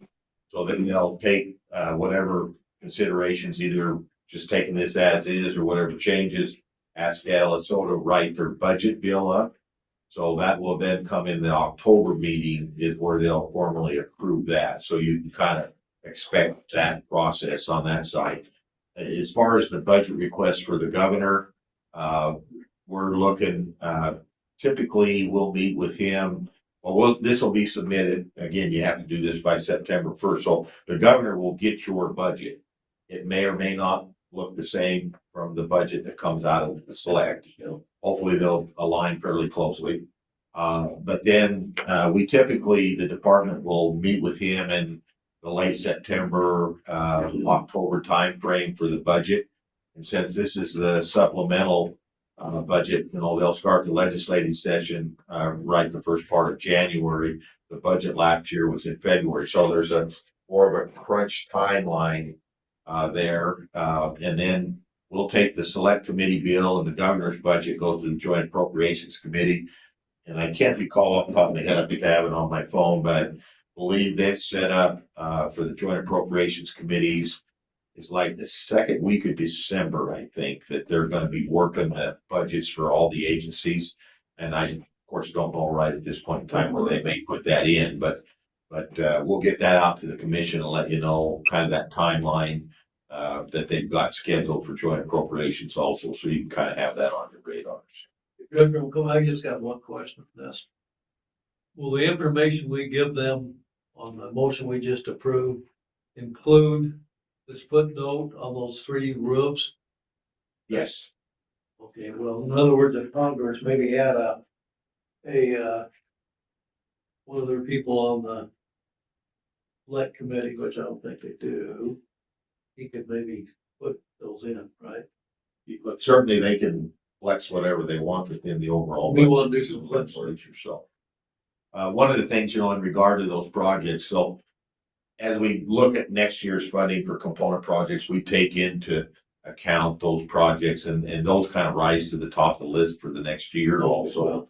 So it isn't like you're gonna be sitting out there for 10 or 15 years waiting to see if we spend all the money. No, I mean, yeah, I certainly, yeah. But you know. Yeah. Okay, thank you. Okay, I think we'll break, because we're gonna have lunch here in a little bit, I think. All we have left really is the annual report. Am I right? That's correct, Mr. Chairman.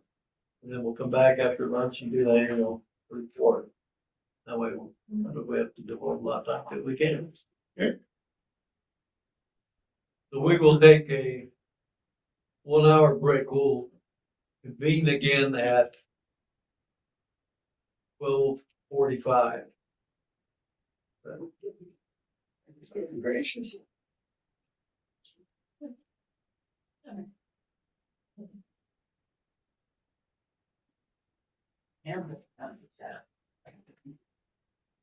Assessment guide. Yeah. Development.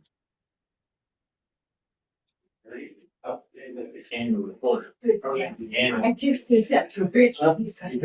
Yeah.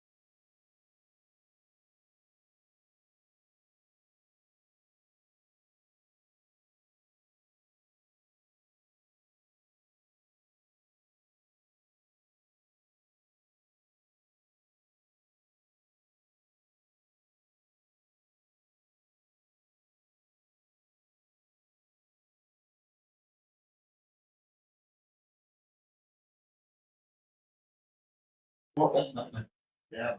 Right. So that's the rate of thing. Now, start with our annual report.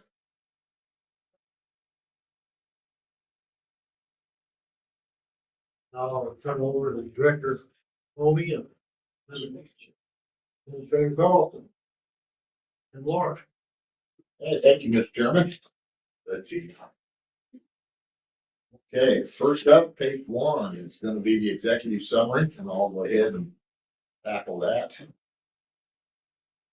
Then we'll turn all the rest of it over to Cheryl. Okay. Okay, Now, thank you. my belief that we don't have to take any action at there, so if you want us to have a. No, you do have to take, you have to vote You to have to approve accept. this, yes, to approve this annual report as a Okay. package. So, Mr. Chairman, we'll cover the annual report, and then we'll go back to your business meeting packet and that summary sheet with the last tab. Except the executive, second to last. Making sure. in the packet. Mr. Chairman, we do this every year, in compliance with Wyoming statute 2115, 119, and 2115, 121. And the report is intended to provide the governor, the select committee on school facilities, and the joint appropriations committee. And of course, you, the commission, the school district, citizens of Wyoming, a comprehensive report from the school facilities division in the state construction department on our operations and budget.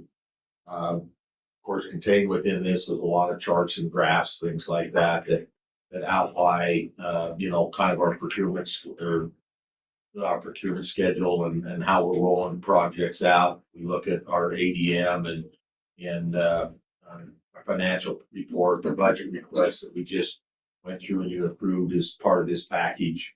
And so again, it's kind of a comprehensive review on a yearly basis of all the things that we kind of monitor and take into account condition assessments and projections on capacity.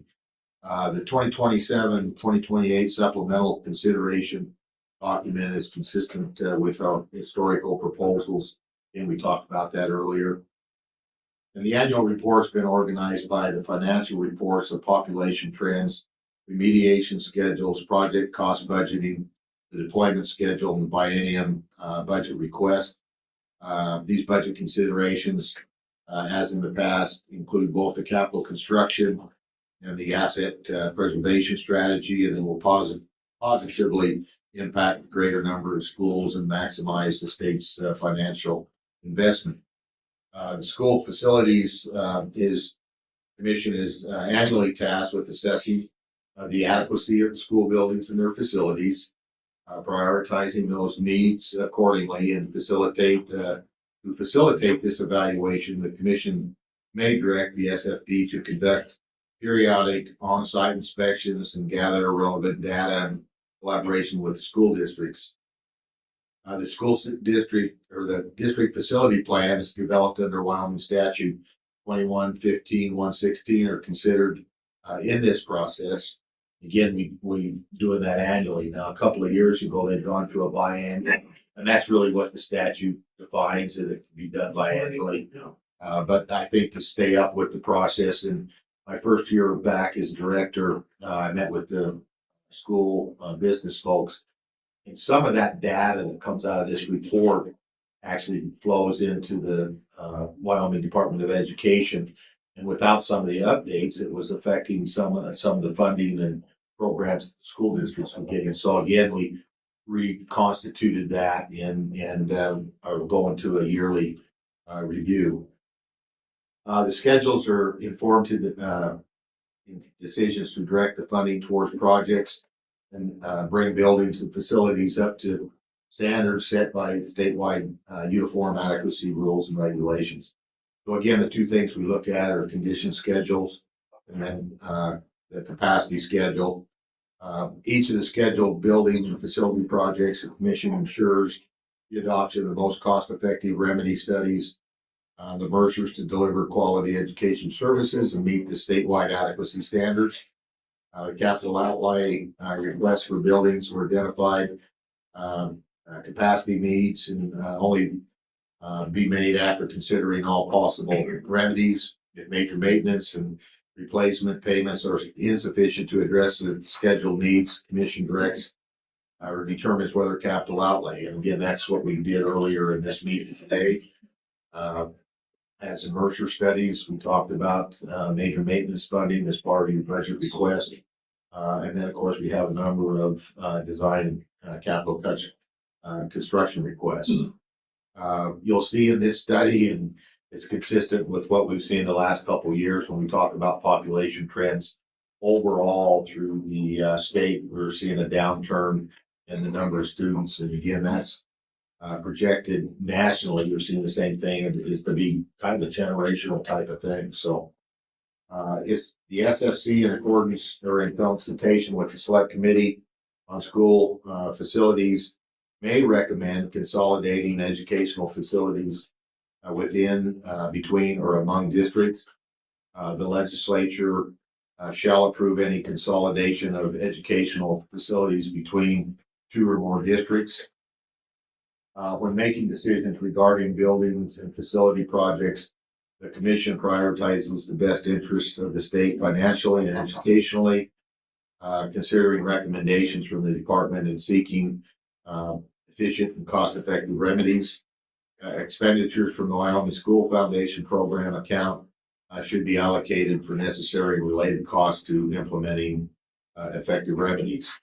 The criteria for building capacity considerations includes the comparison of existing and projected student populations.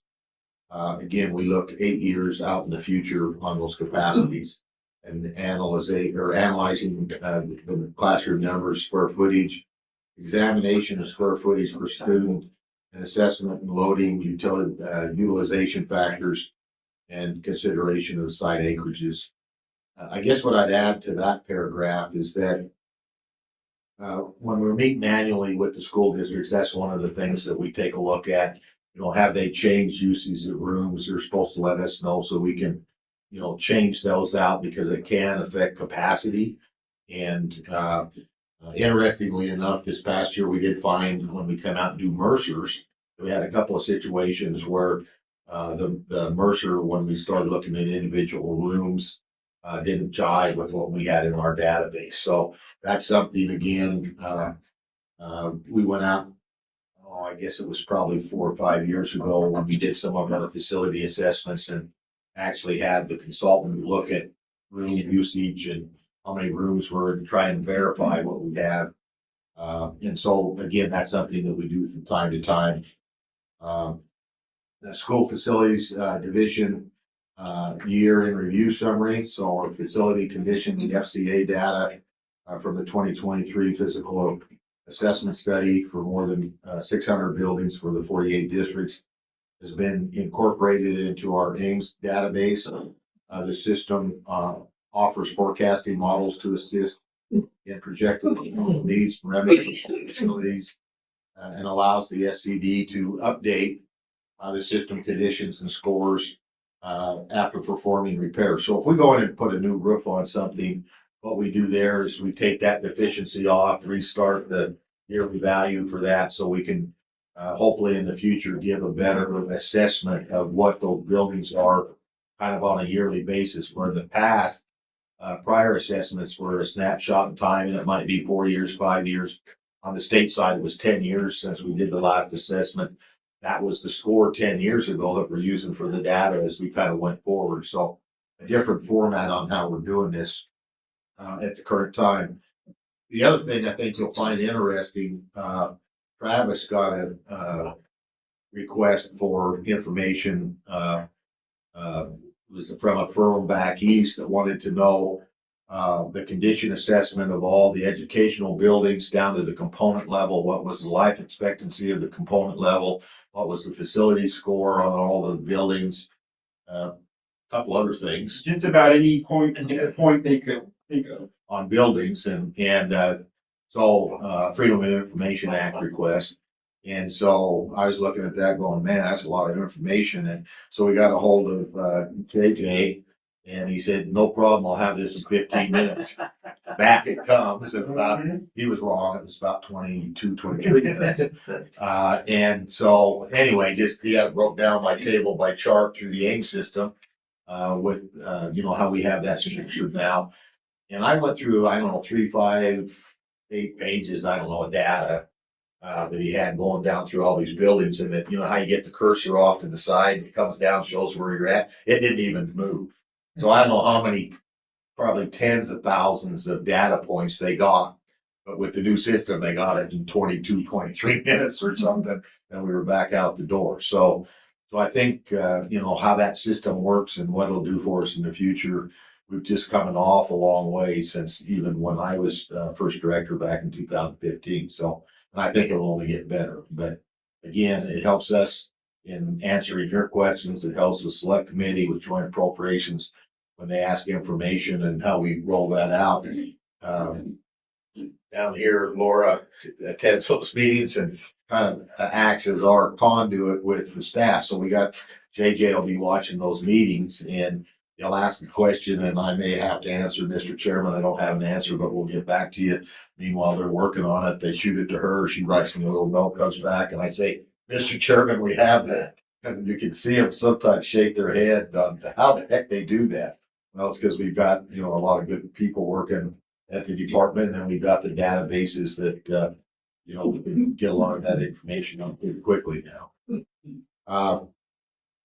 The school facilities division looking forward, short-term, long-term goals to review. One of them is to review the safety and security needs in conjunction with collaboration with the 48 school districts.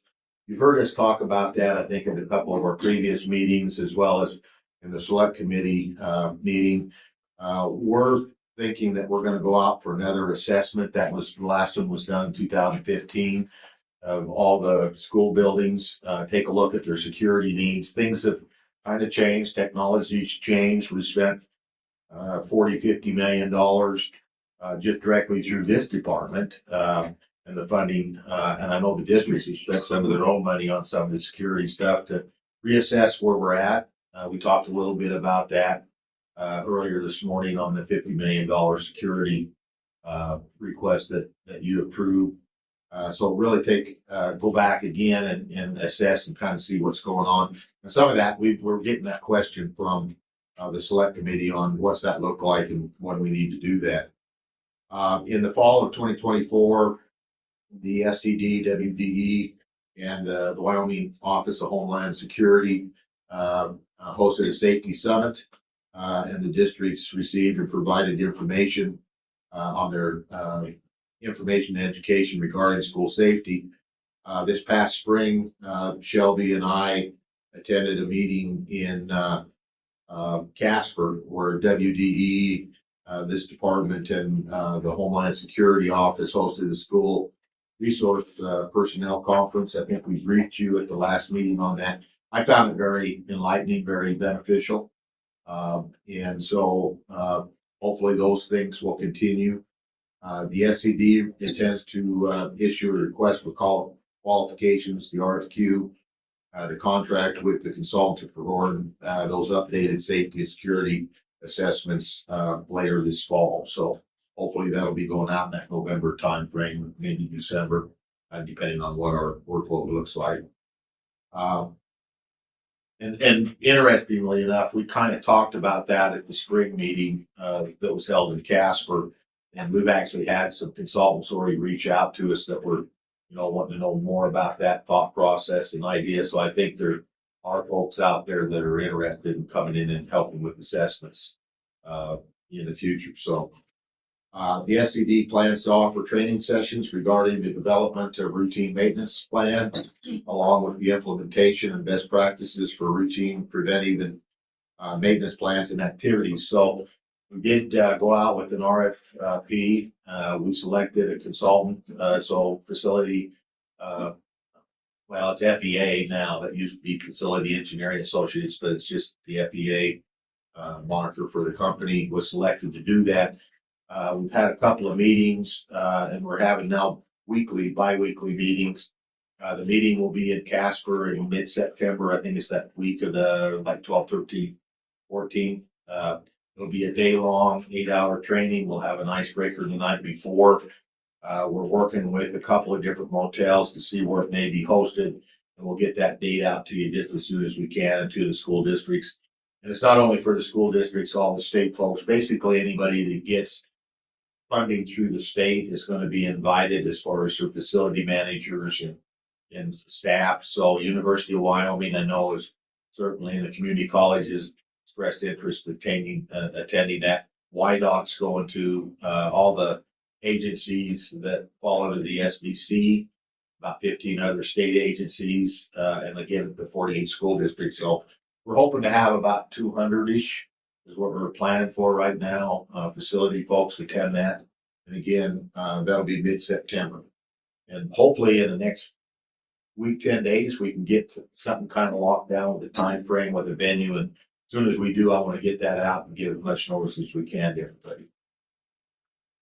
The SCD has reestablished the facility managers group, and of course, we've got those folks attending the meeting today, and we've got them working now on a couple, two of our things. I think the chair and vice chairman attended the adequacy and design standard review meeting in Casper, so that's one of the groups that we're using folks there. And so the other two, we're hoping to get kicked off pretty soon. Vicki Bonds from Laramie One is going to chair one of those committees. And so we've been working with her in just the last couple of weeks to get the other one kicked off. So again, and then the facility condition assessment update. We've got a committee put together to help us review some of the standards that came through the Bureau Veritas study that was done. So based on the life cycle of those various components, one of the things that we found that I think it isn't inaccurate, but I think it depends on where you're at from the country. So they said brick on the outside of your building would have a life cycle between 50 and 100 years is kind of the standard. They chose 50 years for our review, but in Wyoming, we aren't taking the outside brick off of buildings in 50 years. I mean, that's highly unusual. Yeah, we might be going in and doing some repairs on brick over time, but we're not completely taking it off. So we want that group to look at items such as that and come up with maybe a Wyomingized life cycle cost. And then the other thing that we're asking them to help us with is when we do work on components within a building, how do we reset that time clock? It's pretty easy if you redo the whole roof or you put a new boiler in. But what if you do partial work on the boiler? How much credit should you get to that life cycle and reset that score for that, which then will drive down and affect your FCA. So we're hoping to have that one of those groups from that committee help us work on those impacts and get that kind of taken care of. And time flies by pretty quick. And we try to do those assessments. We're hoping within the strategic plan to say we do them every 5 years, both on the state side and the school side in the future. And so this was done in 23, and guess where we're at? By the time we hire a consultant, next year to move forward would be 28 already. And we just, it seems like yesterday that the assessment had been done on schools, and we're already talking about, gearing up to do another assessment, ask for the funding. You're going to have to do that a year ahead of time to move forward to get this going. So you'll probably see this request come forward with some additional funding to select maybe next year in the next year's budget. So anyway, that's, coming around the pipe. And then, again, the adequacy standards, chapter 3, that commission, we've kicked that off. So that's some of the short-term goals. And again, we're already moving forward on a number of those to try and make those things happen this year yet. So the long-term goals, again, working with 2025 legislature, they approved the SCD begin work on the 20-year strategic plan, asset management plan and review, routine maintenance, major maintenance, and capital construction. I think we're probably in a good place with major maintenance with the dollars that we're getting right now. I'd certainly like to see that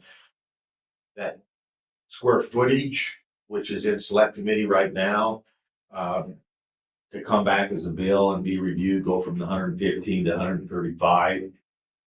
Particularly where we're seeing that downtrend in student population. We got to still take care of the whole building regardless of where those trends are headed. But again, I think in major maintenance, we're in pretty good shape. One of the things that we have in there is routine maintenance. And, you know, the school formula is pretty in depth on how they measure dollars for routine maintenance. But on the state side, certainly, I think there's a lot to be desired on an agency to agency basis as to what they're getting for routine maintenance and taking care of facilities. So we'll ask to go out and look at routine maintenance. And I think that comes back over on the school side also. Is there the proper amount of routine maintenance based on the level of service? Each building type has a different level of service that you might require for routine maintenance. For example, a hospital would certainly have a higher level of funding and requirement and personnel for routine maintenance than, say, maybe a storage facility somewhere. And so, but take a look at that, see where that needs to be. And I think maybe the next lift is going to be in that routine maintenance area on proper funding and proper staffing. One of the consultants that we've discussed this type of a program with, you know, you can have all the money in the world, but if you don't have the right number of people, that doesn't help you. And if you got the right number of people, but you don't have the right amount of funding, that don't help you either. So, you know, how do we right size that and make that work should be? So again, that's something that we've actually in-house right now. We've got the RFP kind of written.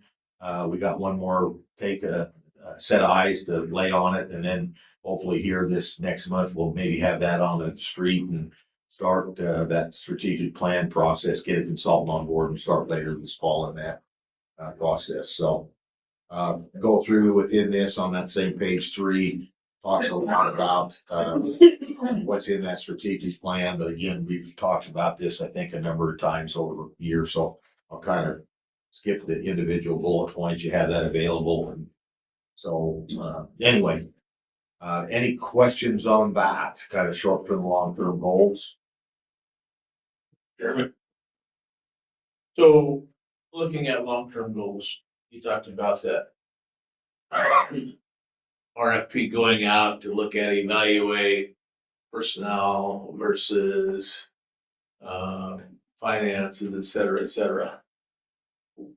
We as a commission have to make decisions on facilities, and the FCI score is tied into that as well, as far as the level of requirements needed for that facility to bring that, drop that down or merger study and we go a different direction. With this long-term goal, I know that districts are able to buy into the operating system through their major maintenance funds and have that paid for. It behooves me to wonder about, for us to make a good decision on this commission, shouldn't every district be on operate name? And those major maintenance items that have been called out in that FCI score, and I'm not saying that's 100% and that's perfect in any way, shape, or form. But obviously it's a methodology of looking at that from a perspective of maintaining that facility and keeping it up, and whether that's electrical needs, whether that's HVAC needs, all of those things. You know, realistically, I, as a district, if I had a district still, could choose not to do some of those major maintenance things and not take care of my building, and then get a higher FCI score. So I guess one of my questions in this thing moving forward is that our district's going to have to participate in that? Are they going to have to show that, major maintenance funds have been expended upon this building? When all of that plays out as far as, getting a new building or Mercer studies or those types of kinds of things. I think the data there is now available to be able to do precisely what you're talking about. Again, if you go back to the FCA scores that were done, and they going back to 2006 and then 12 and 16, they were snapshots in time, and so they're only good for that year. So, and the way that the data system was set up at that point in time, yeah, we could say at that snapshot in time, you had these ones and twos, your failures or poor conditions. And certainly we talk at the annual plan, that comes up, that's a question within that. What are you doing with your ones and twos? But again, over time, if it's 5 years, 6 years, where are they at? There's certainly things that are coming on as a 1 and 2 that weren't identified, that maybe are 1 and 2s, but we don't know because they weren't there. Now, the way the system's set up, we're forward looking. Not that it's perfect, and I agree, but I think we're it's a work in progress. I think it'll only get better. So each year we can look at that and say, have you done your 1s and 2s? And getting that done. And I think that's an ongoing discussion now that we can have. And again, this is just coming about when you look at that assessment 23, it was really 24 when it had kind of sort of mature, and we were trying to figure out how we could use all that data. And so that is a discussion. The statute says, yeah, they shall do their 1s and 2s.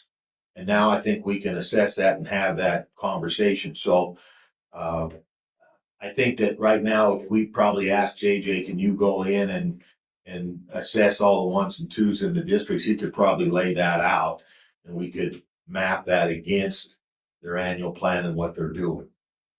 We had one district that asked if they wanted to do a midlife renovation on one of their larger schools. And within that was a substantial amount of major maintenance to do that. And they could only they're putting in some of their own money because there's certain things that didn't qualify for major maintenance and other.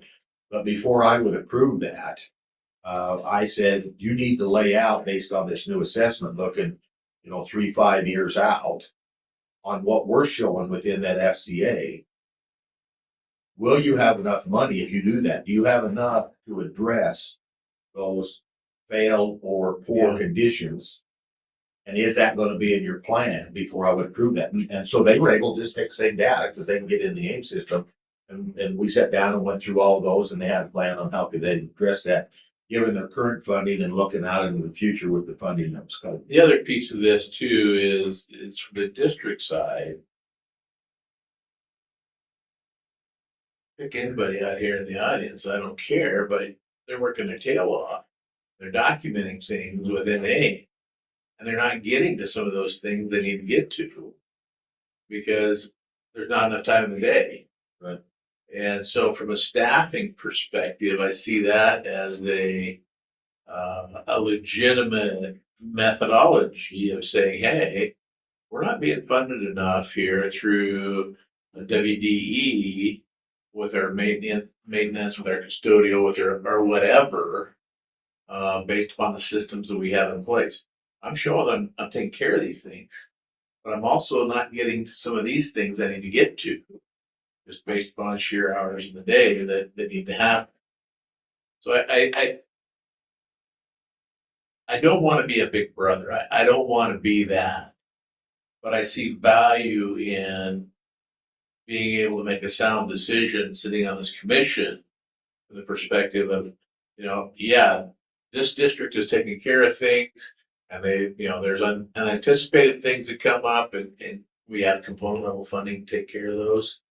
But the longevity of these buildings and the billions of dollars we've thrown into them is based upon what I call gaps if people left to give it a shift.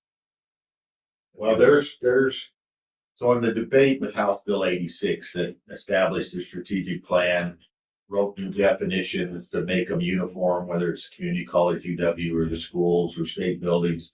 Because believe it or not, everybody, there was like 4 different definitions depending on what silo you on. What is routine maintenance, major maintenance, component projects, cap, minor cap, major cap, whatever. And so that was all unified and put into statute. But the debate that went on the first year, that bill didn't pass the first year. And there was some that felt it was too prescriptive and harsh for those that were managing the buildings, and others felt it was not harsh enough. And so there was a bit of a carrot and stick approach. And it said, if you're not doing your adequate routine maintenance, that if something broke, we, the department, like we don't have enough to do with the people we have, we were supposed to go out and analyze that failure.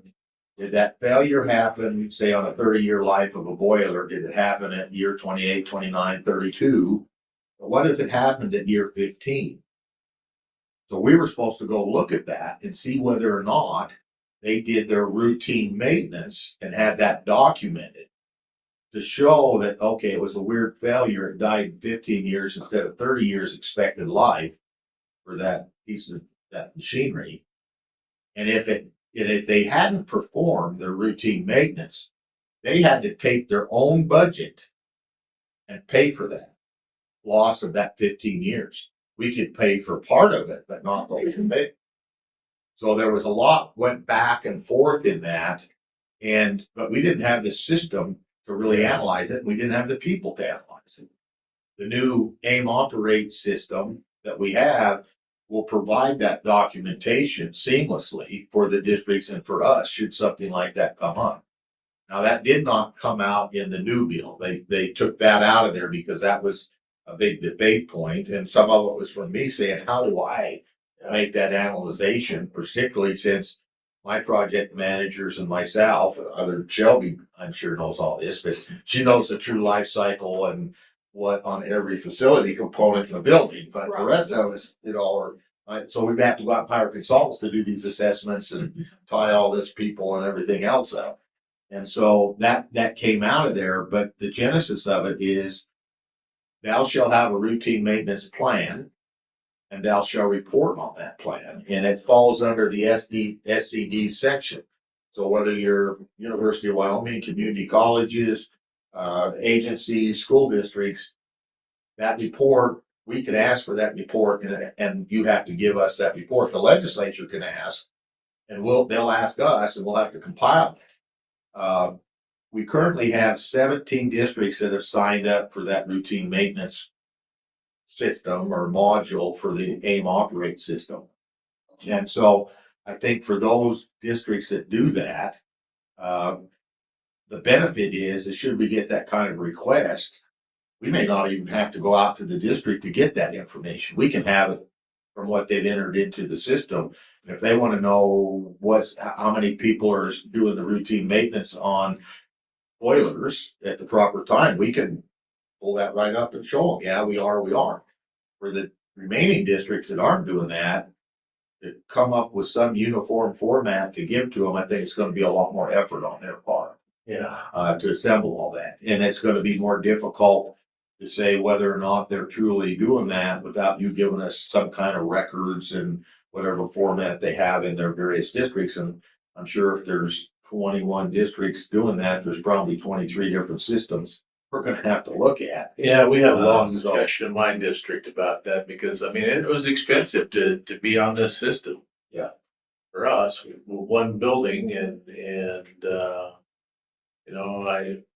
I told my maintenance director, talking with Skylar, I said, realistically, you can do this on an Excel spreadsheet. You can have it set up, you can throw it into your calendar, and I need to grease these zerks this time, I need to check temperatures that time, I need to do, this routine maintenance on these things.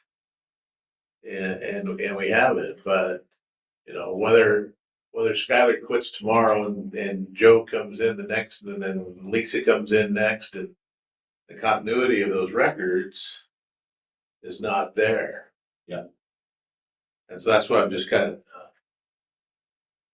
like I said, I don't want to be big brother, but I also You know, if we're throwing millions of dollars at these things and making that happen, being on this commission, I see value in everybody being an operating name. And I get it. Clark was sitting in here earlier here and, you know, he doesn't have a whole slew of buildings and those kind of things. So just throwing it out there. Sorry, I digress. No, Excuse me. no, that's good.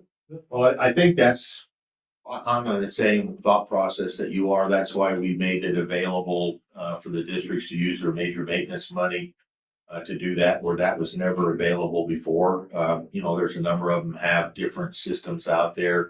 The old school dudes, I forget what they're called now, Yeah. is one of those.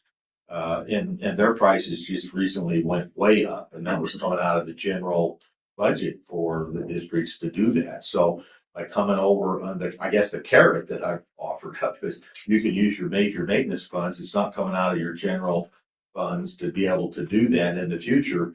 And the tie there that I talked with legal staff is that is with major maintenance funds is if you don't do your routine maintenance, it's gonna cost you more in major maintenance, and it's gonna cost you more in capital construction.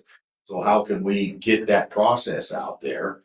The other part of it is the turnover. I think I've expressed to you, you know, on the commission before and to the district. So I was gone for 3 years and I come back and it seemed like about 1/3 of the district's got a new superintendent, a new business manager, a new facility manager, and that continuity, you know, like you said, how much of that walks out in the memory banks, where if you have it in that system and it's already laid out, it's already sending you that notice that you need to do this, and you as a facility manager can send that down through the chain, as to when that's being done. And then if we get the question from the legislature, are you doing your routine maintenance timely? We've got it. It's there. It's done. Any of the three of you on AIM operate?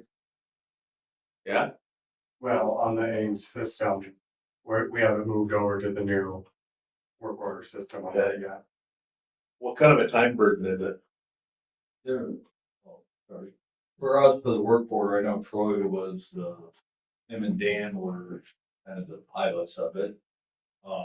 We're just getting signed up. They're still building it. Okay. I have a login, it's a blue screen, that's all I can get.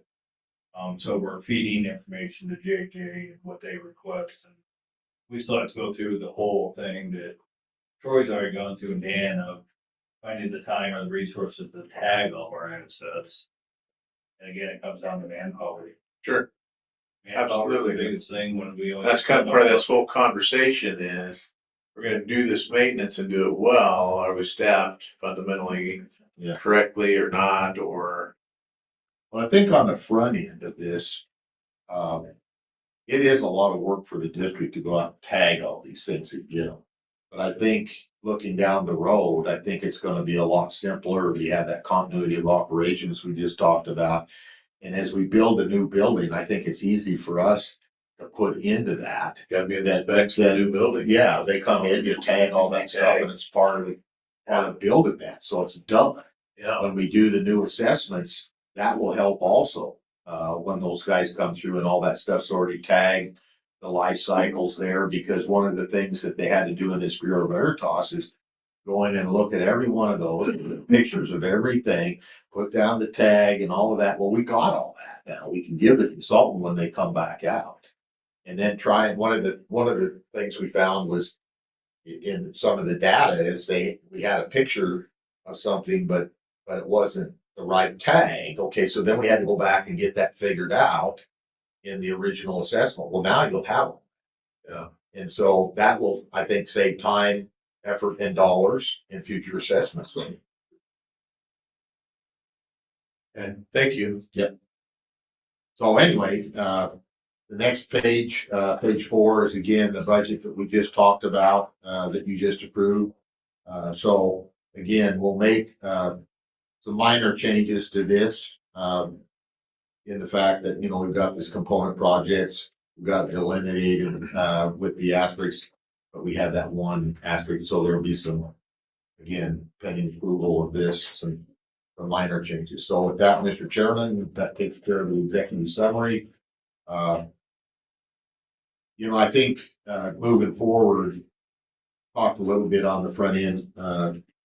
Vice Chair, you kind of talked about, what's your ideas? I think feedback on these short-term, long-term goals, keep that in mind in future discussions, throughout the year, not necessarily at any one point in time.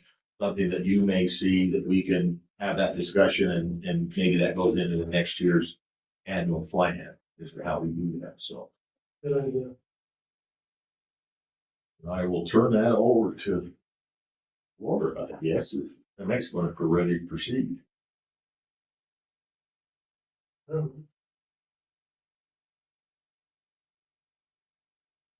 Mr. Chairman, this is the tab 2 of your annual report, the financial reporting. And I think this will make you happy. The first 31 pages are what we covered earlier this afternoon. So if you'd like, we can just skip those and unless someone. First 30, then. First 31 pages of that tab. So we'd be on page 32. Did we get a? Will you update page 5? Yeah, that's what I was gonna say. That's the one you gave us. Right, no, that update was strictly for your informational purposes. These are the official financials as of June 30th of 2026, so they don't require any updating. Roger that. Thank you. And Mr. Chairman, if you'll note, we do have a little bit of green there on the 27, 28. What those numbers are is our asterisks upon immediate signing of the bill. So we actually got that money prior to July 1st, even though it was in this year's bill. So she took care of that and didn't let that slip through the cracks. So. So, Mr. Chairman, we will move on to the page 32 of this, which is the major maintenance report, sometimes referred to as the 680 report. This is where at the end of July 31st, all of the school districts are required to report all of their expenditures on major maintenance. We have a staff member that works with them. She's very kind and knowledgeable. Her name is Laura Still.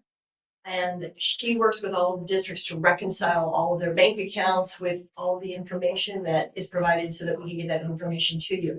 You'll notice this is not a complete report because as of printing, it's not July 31st. They have until that date to actually get this completed.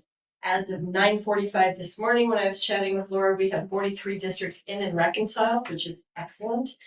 She has 5 that she's working on. She'll go so far as people can just send bank statements in and she will work with them to try and reconcile everything. So we're getting very close, and when this is finalized, we will provide it to the commission at that time. Moving on to the next page, this has 2 of the required components for our annual report on. The first is the B11 report. B11 is a specific budgetary form that is used to move money between divisions or between phases. More of what we use it for within the commission. So that if there's something that moves from the design phase to the construction phase, we have to use a B11 report. This is where we report on those instances, but we didn't have any of this last year, so it's kind of a moot point. The B11s have to be approved by the governor, right? They do. They're approved through. They go through our finance office, and then they go to the state budget office, and up through the governor's office, and have to be approved by him or his designee. We did not have any this year, though. The next component on there is the emergency facility needs. We report on any of the commission's actions that resulted in use of emergency funding. There were 2 of them, both done in July of last year. One for Weston 1, one for Weston 7 that you all approved, and the total amount on that was $441,186.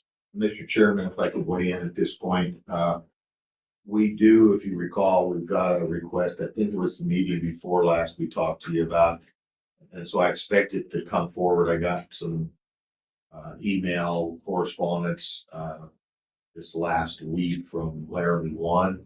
Again, it's dealing with the water pressure changes going on in Cheyenne through the BPOU and the fire suppression for a couple of their schools, and they are looking at maybe those pump boosters that they may have to put in. I believe Andy Knapp addressed that with the commission maybe 2 meetings ago, but that will probably come up in September, I think. Maybe an emergency request there. If I recall from my discussions with them, I think it's in that $900,000 range or something like that. All right, and moving along, Mr. Chairman, we move to the next report, which is the closed, demolished, and disposed buildings that occurred during that fiscal year, which is July 1st, 25 through June 30th, 26. We had 7 buildings that were preferred to be demolished and 12 that were disposed. Listing there. Then the next page just moves into a more positive side of that, whether we're getting rid of things or adding things. So this would be new schools that were opened and additions that were opened as well. We only had one, which was Little Powder up in Campbell County one. And with that, Mr. Chairman, I'll turn over to Shelby. This is now Shelby. Question.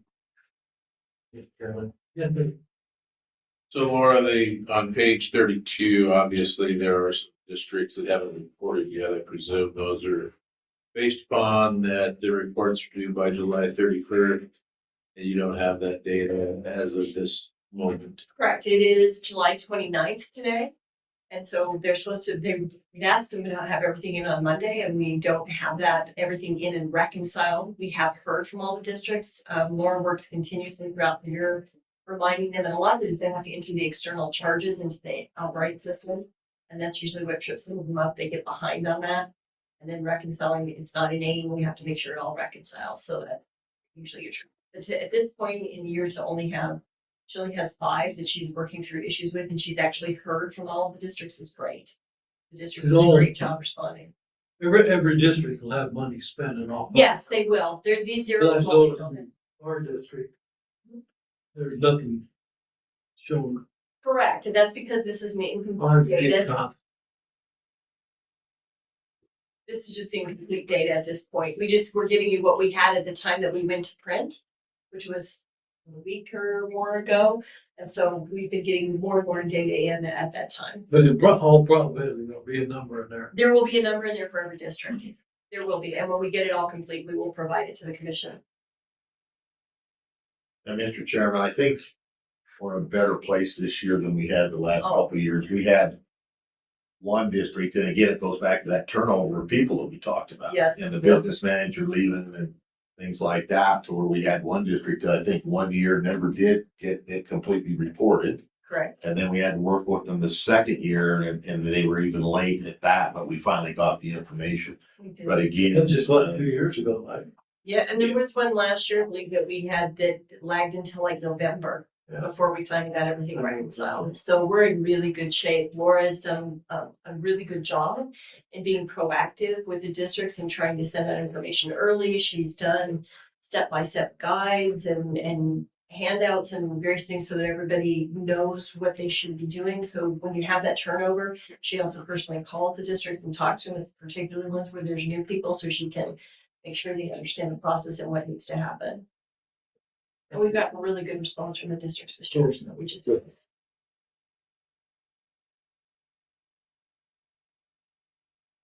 All right, Mr. Chairman, if there are no more questions, I'll apologize before I start, because you're gonna have to listen to me for the rest of it. Till the last page Till the last page, which says pending SFC approval. of the budget, What? of the budget, which you already did. Yeah, with John out, then certainly he knows a lot of this better, so you got the B team on board when we get to some of that, but we'll get through it. So I'm on page 36. We are looking at our on-site proxy or brick and mortar enrollment. This particular chart does not have the charter schools included, with the exception of Fremont 38. 912, because that is the only high school in that district, so they are included. But you'll see, we'll see that peak pre-COVID there in 2019. We see the drop, and you can see after COVID, starting in 2021, we just have been declining ever since. Our decline this year statewide, excluding charters, 2,697 students that we lost statewide in our student enrollment. Well, in 7 years, or 6 years, we've gone down almost 10,000 students. Yeah, 9,590 It'd students. be interesting to know, when did the charter schools finally start taking off? Well, I'm gonna talk to you about that in about 2 pages. So now they're like. Yep, I've got that all broke out for you. You're ahead of me. You're trying to move me along. I'm just trying to figure out that 10%. Yeah, they're not For that growing. 10,000, how many are charters? Yeah, they are growing, but not anywhere near the rate that we are declining. Yeah, that's like it. Thank you. So, Mr. Chairman, you'll see, the large Z fold. I have given you another handout, at your seats there. I did find an error, in that graph at the top where the maximum was, propagated into that, chart. We had it accidentally cut off at 2021 and it should have given the full 10 years of trailing data. So you've got the new handout that will be correct in the annual report. But again, you could take a look at that and see how really all of our grade configurations are declining. Right, Mr. Chairman, moving on to page 39. Question for you on page 37 before you move on. There. That, So obviously, you're showing a pretty substantial decrease projected enrollments by 2036. You're projecting 58,741 students K-12. yes. From 91,000 in 2016. So 20-year projections are dropping to 35,000 students. Are those projections based upon birth rates? Are those projections based upon current trends? What is driving the data in this chart? So, we are using the cohort methodology as has been approved by the commission. And so we are using that methodology that we've used since, I think, like 2012, approved again in 2018 and then 2020, I believe. And so, we are using that. With these most cost-effective remedy studies, when we've had the consultants come in, I've asked them to look at a number of different methodologies, and birth rates being one of those. They use a number of different methodologies, and then we've been averaging those. When we take that information pretty much across the board on all of the projects and all the Mercers we have done, we still see that decline. It may not be quite as steep, but we still see that decline.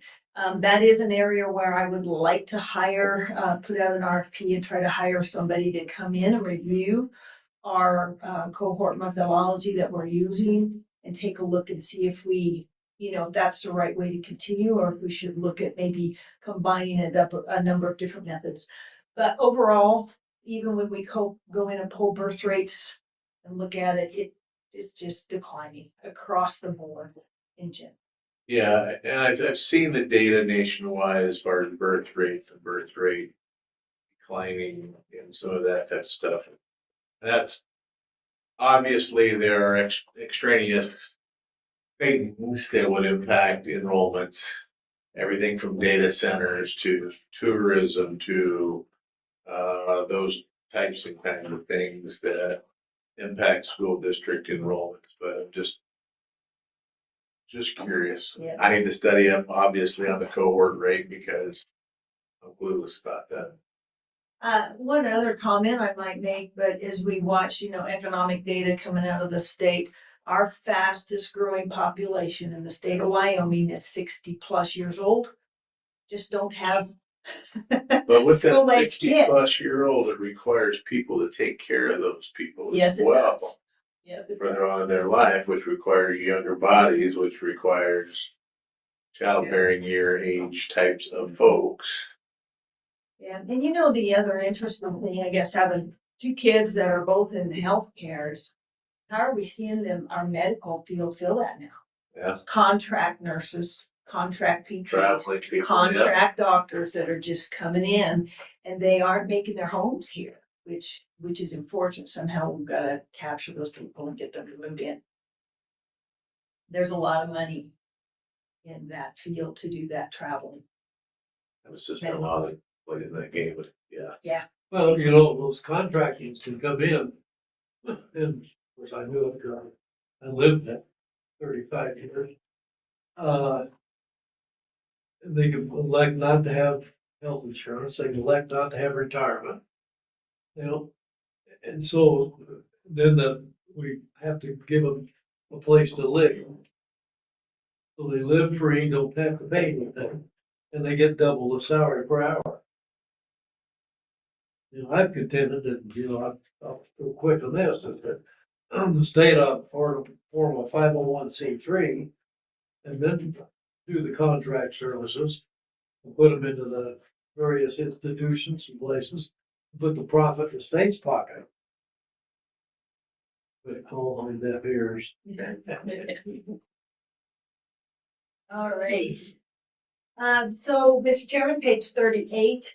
I guess this just shows you, by district, what those enrollments are doing, per every district in alphabetic order. So you can see those. If you get down to the bottom, you can see since last year, we've had a decline in our enrollment by 3.159%, which is the highest here and since basically since COVID. We had a bigger drop this year than in the last 3. 9,000. Page 39, I like this chart. Everything that's shown in green is a district that is above its pre-COVID enrollment number. So we got 3 districts in there this year. Last year we had 8 districts. The year before we had 9 districts. And in 2023 we had 15 districts. So you can see how we're just continuing to climb. Of those 3 that you see there, Fremont 2 has increased every year. And I think that's the influence of that military museum there. And he's putting in employee housing, he's building his own housing for his employees and bringing families in. And you can see that Du Bois is growing steadily, not fast, but basically it's heading up over time and above pre-COVID. We're right here in Sheridan 1. You again can see where they're just barely 1 student above where they were in 2019. So in general, again, most of us going down. You can see the charter schools there at the top. Mr. Chairman, to your question earlier, in 2019, they were sitting at 603 students, and now they are at 1,402. So while it's a pretty good increase, certainly not anywhere close to taking care of the decline we've seen statewide in the districts. But 800 students is a lot. That's a lot. Yes, it is. Yeah, that's a lot of dollars to the schools. Yes, it is. All right, Mr. Chairman, I'm certainly happy to answer any questions, but if we look at pages 40 through 44, that just gives you basically that same information in a different layout, so you can kind of see those bar charts, and it broke out by regions of the state. But if you look across this, you're going to see that in general, almost every district is declining, with the exception of those 3 that we just talked about. You can look at Natrona there on page 1. In the last 5 years, they've lost 1,179 students on site, that are on site proxy. So I'm just going to flip on through there unless somebody has any questions about the districts specifically. But in general, you'll see mostly our bigger districts are certainly dropping faster than general everybody. I'm going to move on to page 45. So this graph shows you charter schools only. So only charter schools shown on this. If we go clear back to 2016, where we had records of 481 students. Again, Fremont 38 is not in this data because that's the only high school in that district.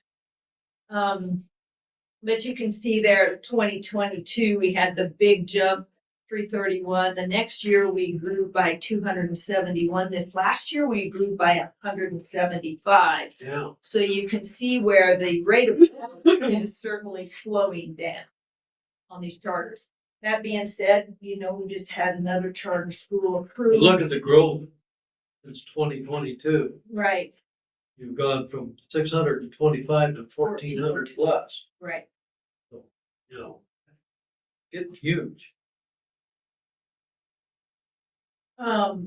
So we do, and then we did have one more, it was approved by the Wyoming Charter School Board, in this last month. It did come with a number of stipulations for a Wyoming Classical in Riverton.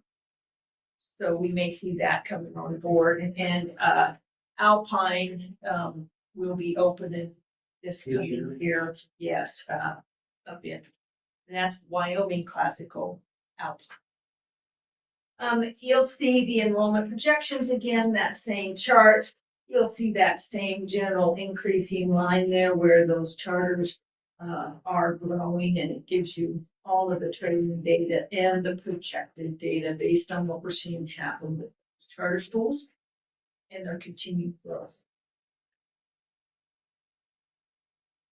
Page 47, you'll just see where kind of as I noted, you see that big growth in 23, 52, 53% increase over 22, went up to 28% increase in 24, and about a 14% increase last year. So they do continue to grow, and I think we'll see that continue. Okay, so I am on page 48. So I've taken now the district on-site proxy data and included the charter schools in there. So this is combined your charter schools and your districts. So again, you still see our general overall decline. It's just not as dramatic because the charter schools are included in this data. Still between 24 and 25, we've got a decline of 2,522 students statewide. And then you've got the enrollment projection sheet that is wrong with that. And then you'll see our statewide bricks and mortar, just a different graphical projection of each of the districts and what those numbers look like with the charters included. And then on page 51, you just have those districts that have charters within them, excluding 38. Again, you'll still see general decline, even in those districts where there are charter schools. And that covers the enrollment projection information, unless anybody has any questions. All right. So we're going to move on to need indices. Condition and capacity schedule. These are, go ahead. On charter schools, that really does two things. It takes money out of the regular schools' pockets. It gives the schools excess square footage. So it's a double hit. Yeah. Think about it. Yeah. Okay, sorry, Good point. I guess you know my thought process.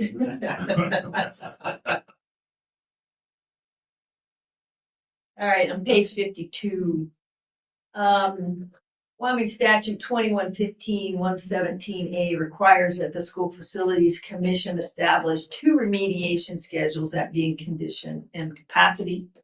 Our director talked about that earlier during the executive summary.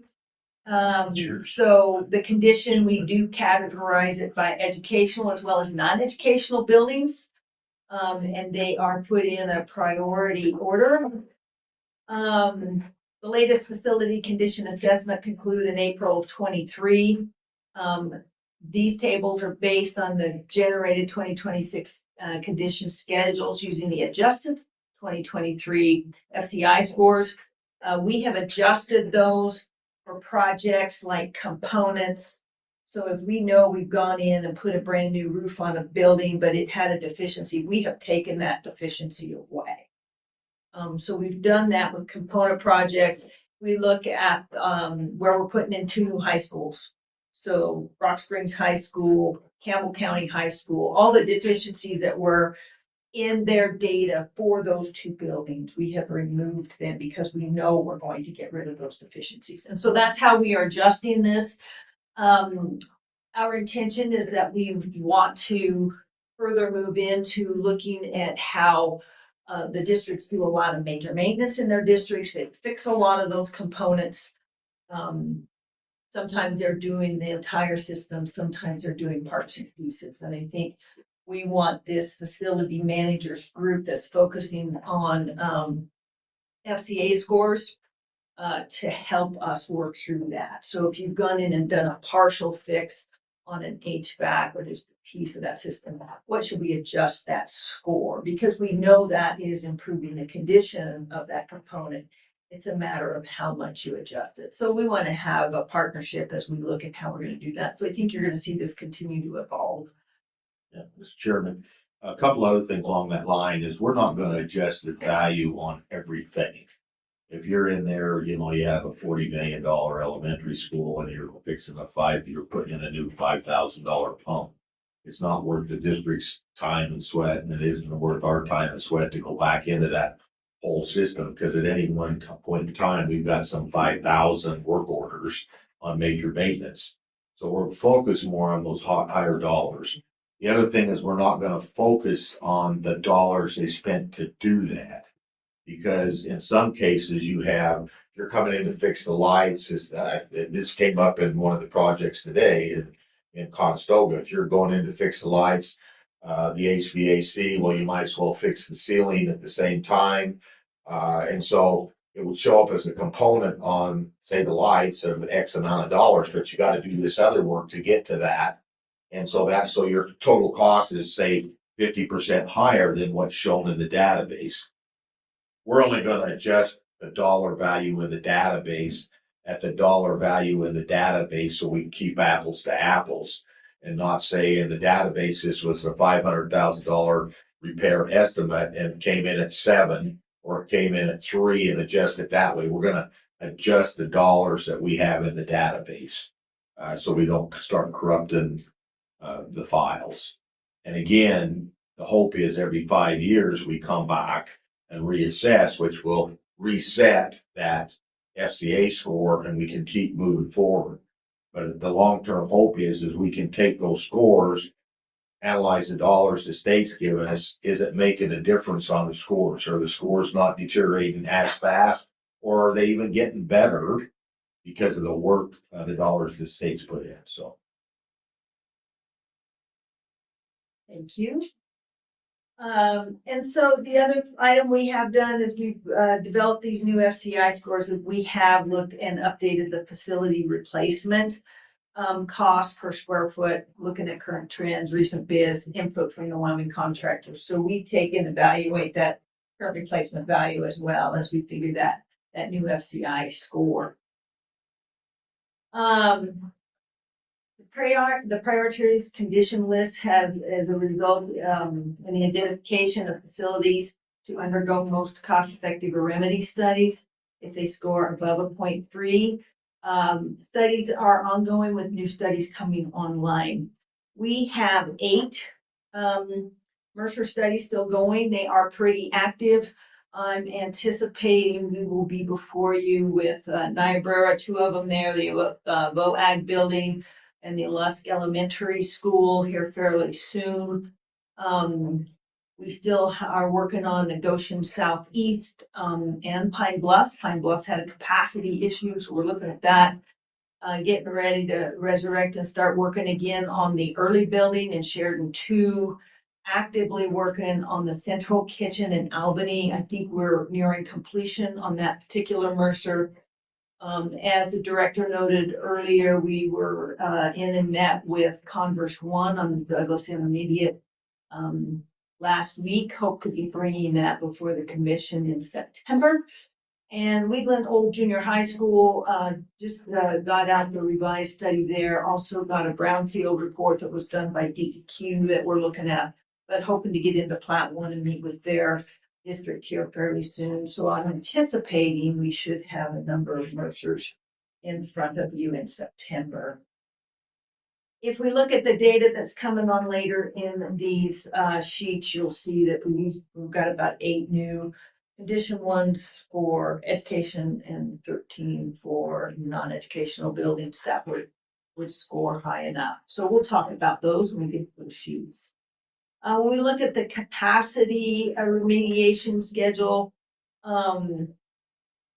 by SFC rules, we incorporate the capacity methodology to calculate capacity percentages annually for every active school within each district across the state. We consider space usage and space measurements are factors that we calculate into that.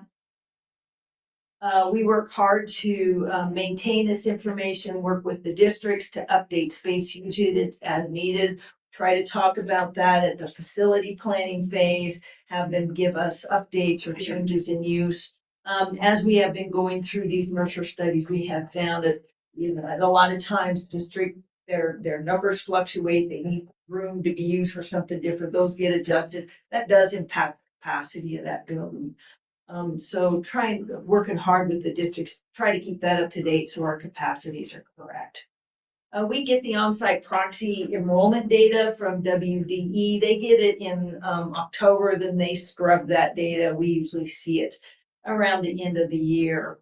We will get that new on-site enrollment data so that we can start to go to work on our capacity calculations. Additional information, we still have the ongoing Mercers, which I just talked to you about.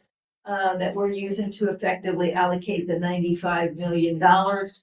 And the 2023 legislative session requires us to look at the highest need projects that are statutorily eligible and could be implemented in the near future. Consideration for the 27-28 supplemental budget requests are for identified projects that address the highest needs from the following capital construction categories: capacity, condition, component, demolition, and ancillary facility. That, Mr. Chairman, I'll move to page 53. This is for educational buildings, FCI scores. Again, we project our FCI scores out 5 years. Page 53? Yeah. Okay. We project out 5 years. By giving us the 5 years, that allows us time to go in there and do that Mercer study and then deploy a project and address that building before it actually is going to hit that 0.3 or about the time that it does. So we're trying to get in front of those to keep the asset preservation and take care of those buildings and keep them in good condition. You'll see there on the right column, I show you whether there is a Mercer already in progress or if they have been completed. And then looking at those that are blank in that column, those are new Mercers that are going to come onto our plate for consideration. I have reorganized this report, hoping to make it more user-friendly. So on this particular page, we covered those that are above a 0.3, and then in general, we're just showing you like 11 buildings that are below that potentially are going to come up into that 0.3 or above in the upcoming years. As I move on to page 54, what I did was take every school in the building. I built it alphabetical by district. So if you're looking for a specific building now, you can just go in, find that district and go down through their buildings, as opposed to it being in chronological order by the FCI score. I spent a lot of time with a straight edge and a highlighter looking for a specific school. So I think this will make it much more user-friendly, because you can just go find a specific building pretty easy when you're looking for it. So that covers pages 54 through 60, our educational buildings. There any questions on those? I am going to move to page 61.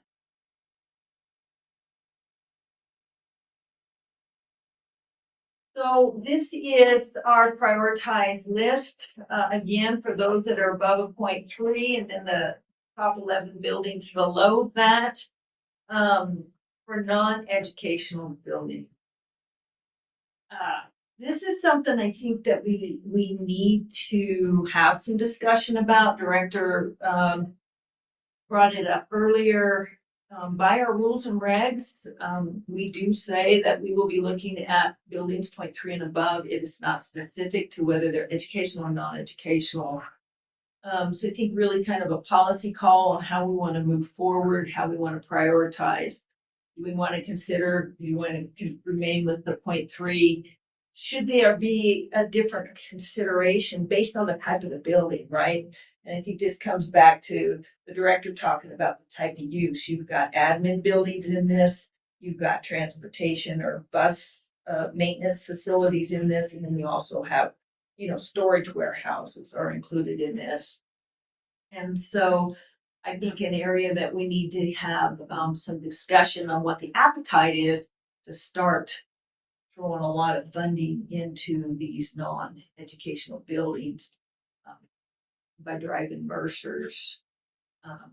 So that's page 61, just gives you those highest priority schools. And then I've done the same thing when you get to pages 62 through 67 or 66. These are all our non-educational buildings statewide, broke out alphabetically by district, so you can go in there and look at the scores for any particular building that you are interested in taking a look at. Makes it easier if we're talking with a district that feels like a score doesn't look representative. It makes it very easy for us to find it here to see what that building is scoring. Mr. Chairman, that completes the discussion on the FCI scores and our condition remediation schedule, unless there's any question. Anyone have any questions? Of course I do. Well, he'd been writing the list. No. So let's talk about non-educational buildings. What, obviously, there are some dependencies here. I look at physical plant or look at boiler buildings and some of those types of things.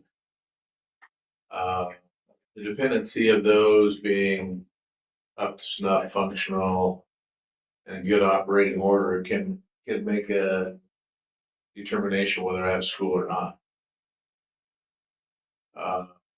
So in my mind, those are important. Transportation facilities as well in our rural state. Being able to have reliable transportation and be able to have buses start up in the morning, be able to have those things happen. To get kids to school is important. Administration buildings. Like it or not, we gotta have those. We gotta have someplace to put those people. There you go. My concern with all of those is that do we have good standards to define what those things look like? Also looking down here at some of these higher priority ones, there's obviously some that are just storage buildings as well. So I guess from a conversational perspective, I would like to hear what the rest of the commissioners, how they feel about that as far as standards as well as priorities on some of those things. What's your thoughts, what your feelings are there? Well, I think personally, anything directly impacting the students should be the higher priorities. No disrespect, but the admin buildings, we can figure that out later, it just, I think we're directed for the students, and that should be the priority. food service, the buses, you bring up a great point. Yeah, I mean, what, you got coolers for your food service. And I mean, some of those kids, that's the only meal they get. So that's pretty important. You would have food storage, coolers, you know. And I would think that would be one that should be a part of it. I guess one of my recommendations then out of this is that we've already got these groups formed. They're looking at adequacy standards and some of those types of things. As well as maintenance and those types and kinds of things. I guess I'd like to have some input from that group as to these facilities and the level of importance of those facilities. And again, kind of have them weigh in on it to help with whatever this prioritization is going to look like.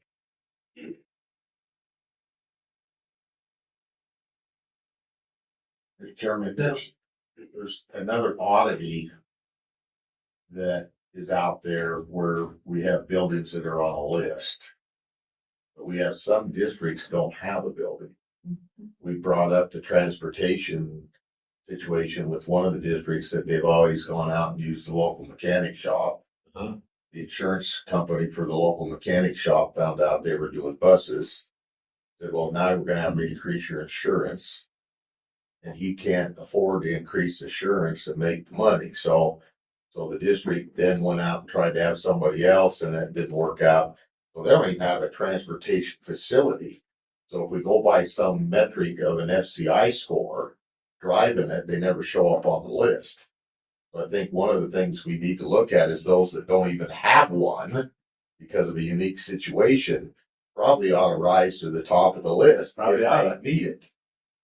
So, but it's not in the list under the current way we look at things. So that's, I think there'll be some oddities. That's one example that I think could come to the commission. And you have within your rules and regs policies, there's the ability for you to address those unique odd situations. But I think that's something certainly we, as we run across those, probably ought to bring to your attention also. Yeah, and without standards, I can evaluate a transportation facility here. As far as airtightness, weather, condition of the facility. And I can look at this one over here and it may have a similar score, but this one doesn't have a concrete floor in it. This one doesn't have a lift in it. This one doesn't have those types and kinds of things. And so from that perspective, I think it's important that we are evaluating them apples to apples and not apples to oranges. Certainly agree with that. That's one of the things, but that's another kind of short-term thing we want to get started on is redefining the standards for transportation facilities. So we can, and again, we've shared that and certainly the select committee was all over that. And it was an agreement that we need to have some commonality of standards for those transportation facilities, to be looking at those and then perhaps moving those forward.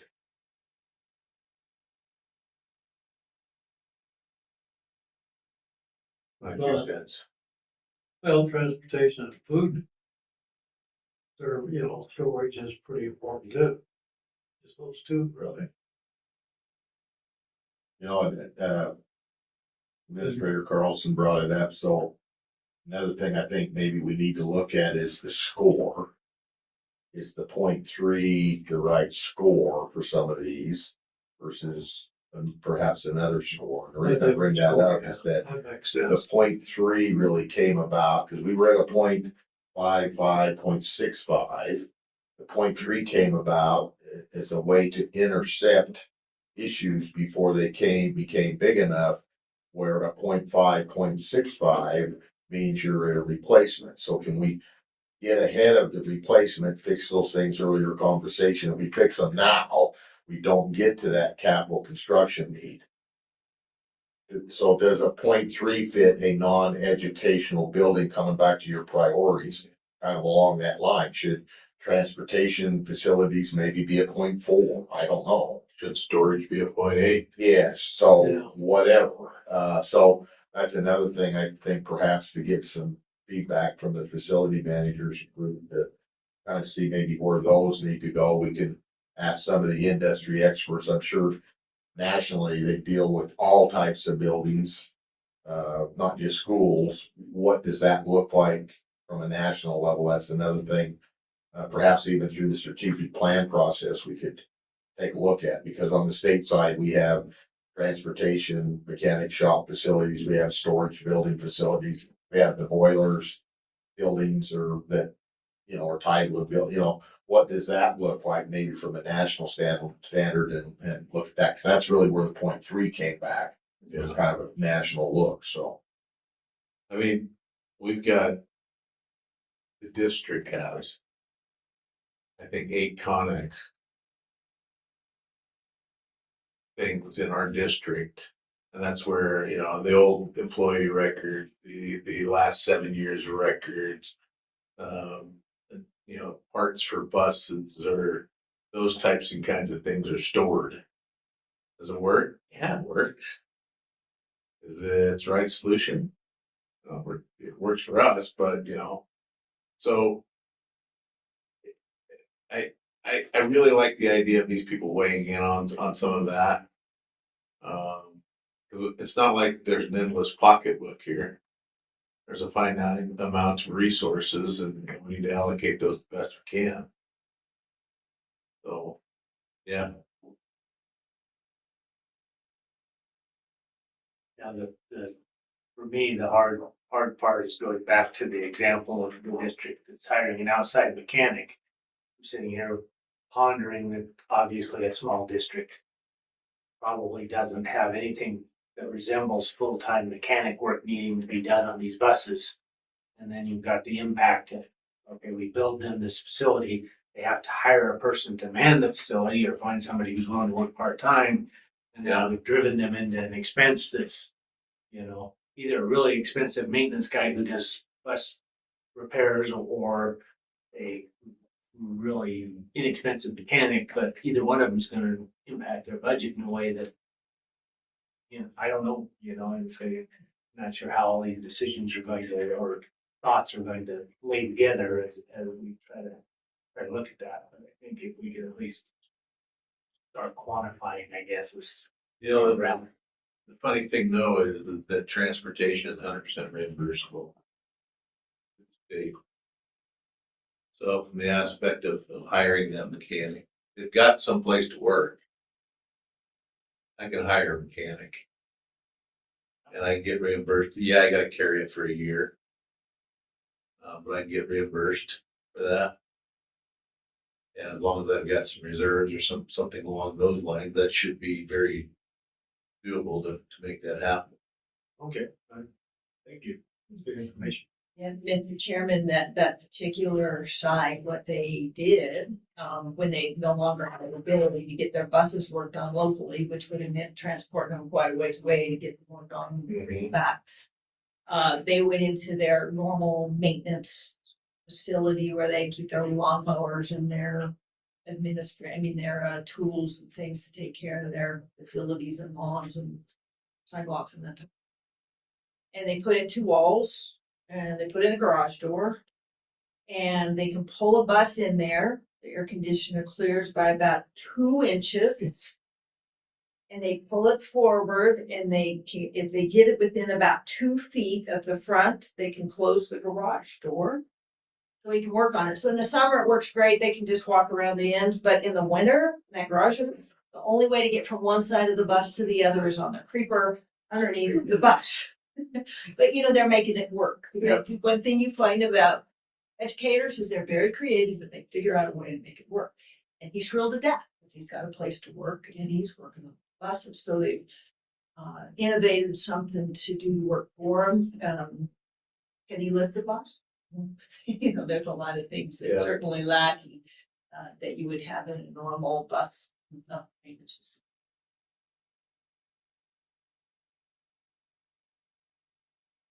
Comments from the floor. Lots. Yeah, I kind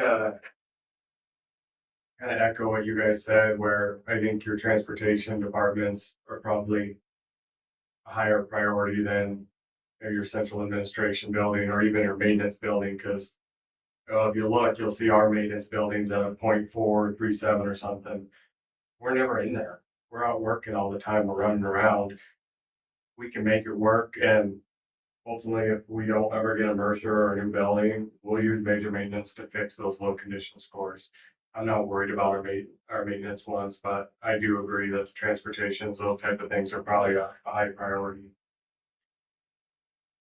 We have over the years, done the odd administration building, and I've seen some districts do it themselves. Laramie right now is looking at moving into one of their older elementaries that they were gonna get rid of, but now we're hearing a different change in that, maybe perhaps from them, and looking at a different scenario with their administration building. So again, I think the districts kind of make do, in that case, but there have been instances where we've helped out in the odd building. I believe Sundance was one where I think they were in an 1800 something building and got condemned and they couldn't go in. So, you know, the commission did help them, get a new administration building, but, so there, again, I think the question is more of a policy thing, even from the state standpoint of how do you select committee and legislature want to start tackling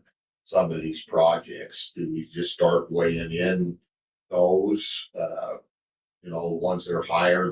You'll see there's one on there, it's like a 0.8, but we know that one, you know, that's up at 10 Sleep, and it was kind of a make do with their old loan, but now they got a brand new building. That one should come off the list. That should probably be shown next year. But there are some in there that are higher that I think need to be looked at. And if nothing else, maybe some of these, like you say, they're a little bit higher. Maybe it's more of a component thing. Maybe it's you know, go in there and do a heavy component lift on them, and that will take care of the problem for the next couple of decades on.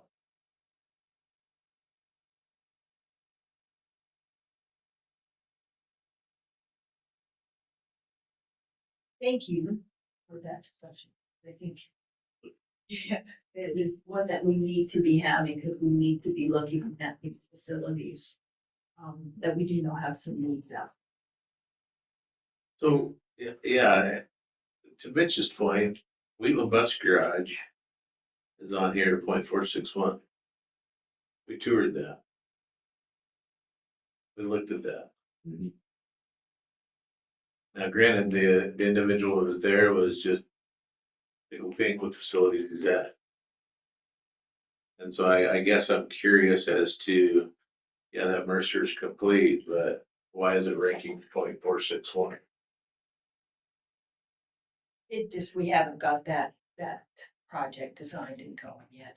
I mean, it will come up as we deploy that project. Was that all because of the pavement? It was pavement, and then remember the spalling on the outside of the building? Yeah. It had that spalling. Yeah. And I think there was some roof work on there, because the admin for their transportation people, that building, I think, had roof issues. So it was a number of small things that just need to be taken. It's just a large component project. Okay, thank you. All right, Mr. Chairman, we are gonna move on to capacity calculation. We've covered a lot of this pretty close already. We've talked about the fact that we get outside proxy numbers from WDE. Those proxies, and the enrollment data we get includes our on-site proxy. It also will give us the number of virtual students. We do not gather any information. WDE doesn't gather any information on homeschool students or our students in private schools.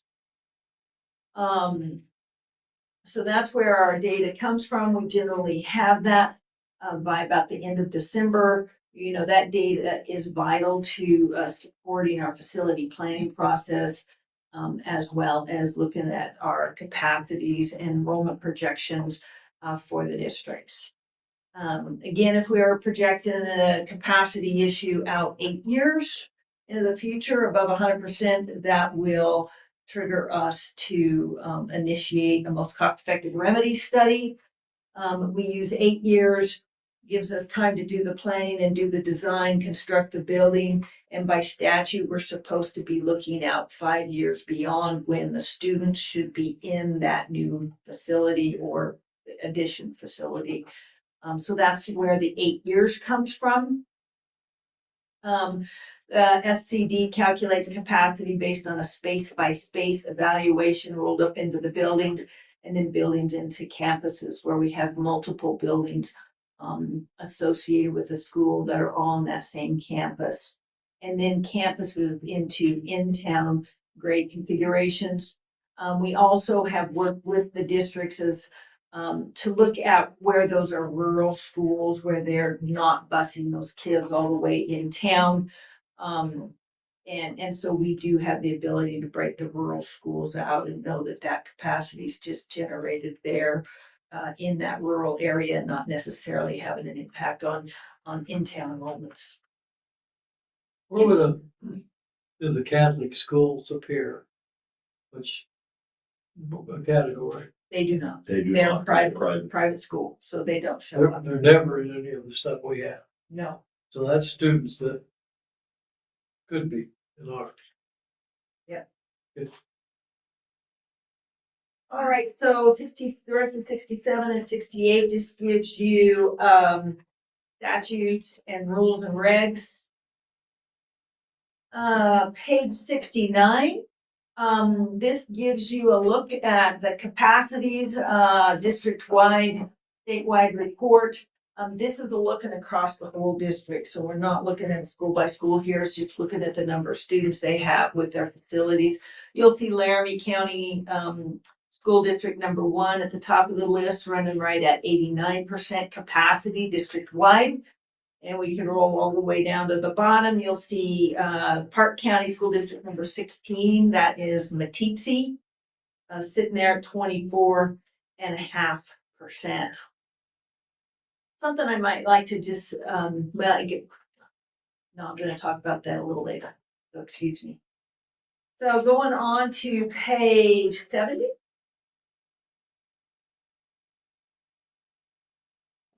These are our highest capacity schools. You'll see those that are actually projecting to be above 100% out in 8 years or 2034.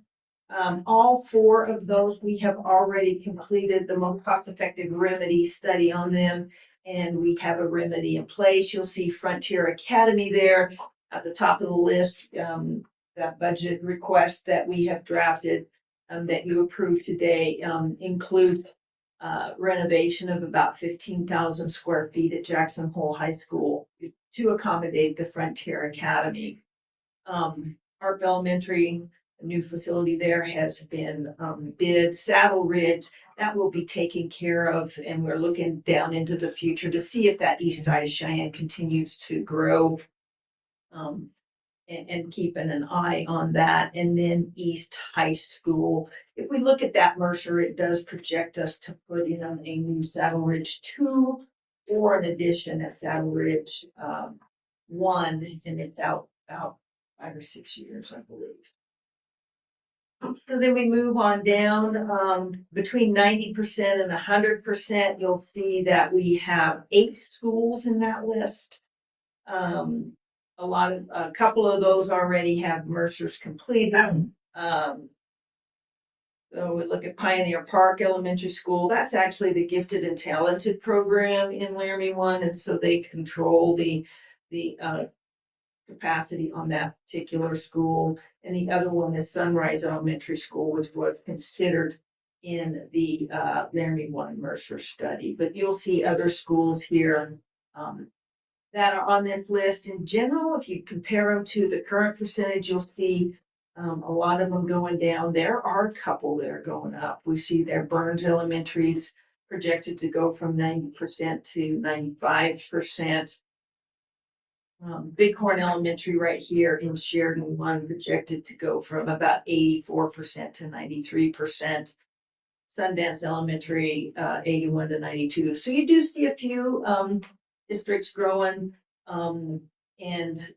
What I see is, of course, Du Bois sits there in the middle of the state as an anomaly, but a lot of these others tend to kind of be near borders. Certainly Bighorn here isn't really near the border, but we tend to see a lot of growth. Pine Bluffs Elementary School is one also that we're seeing some capacity growth in Laramie too. Mr. Chairman, if we move on pages 71 to 78, this again, I've gone in and done it alphabetical by school. So you can go in and find that information if you're just looking for what the capacity is running in a particular school building. This is where I wanted to bring up, and it showed up in the Mercer Store study this morning that MGT presented. But anytime we get, between that 70 and 79%, you're starting to approach really inefficient use of that building, and you get anything below a 70% is really pretty inefficient, right? We've just got too much vacant space. So as you flip down through this, you'll see a lot of facilities that certainly are starting to fall in that percentage of lower than 70% usage. So we've had a lot of discussions about that, and when we just start to talk about the 115 to 135 earlier, that's just something we need to really consider. We try to get more major maintenance funding to our districts to take care of those schools that are getting a pretty low percent capacity based on their declining enrollment. And Mr. Chairman, if you go back to that page 69, you look at that, schools that are 50% or less for their overall, or districts for their enrollment. Again, I think that stresses the need for that 150 to 135% at least. Yeah. When you have roughly a third of the school districts right now are 50% or less, so their major maintenance is only generating 50% of what they should be having to take care of the buildings. And I think if you look at, and that's current, so you look at those go back to previous pages and look at those enrollment projections 10 years out. And you're probably gonna have 2/3 of the districts are gonna be down in that area, moving forward, so. For a lot of, we see the Trona, right? They have the ability to take offline some of those schools, but you get in a district like Fremont 24 or someplace they have one school or they've got one elementary, one middle, and one high school. They just don't have a lot of flexibility to take care of that declining. There you have to take care of it.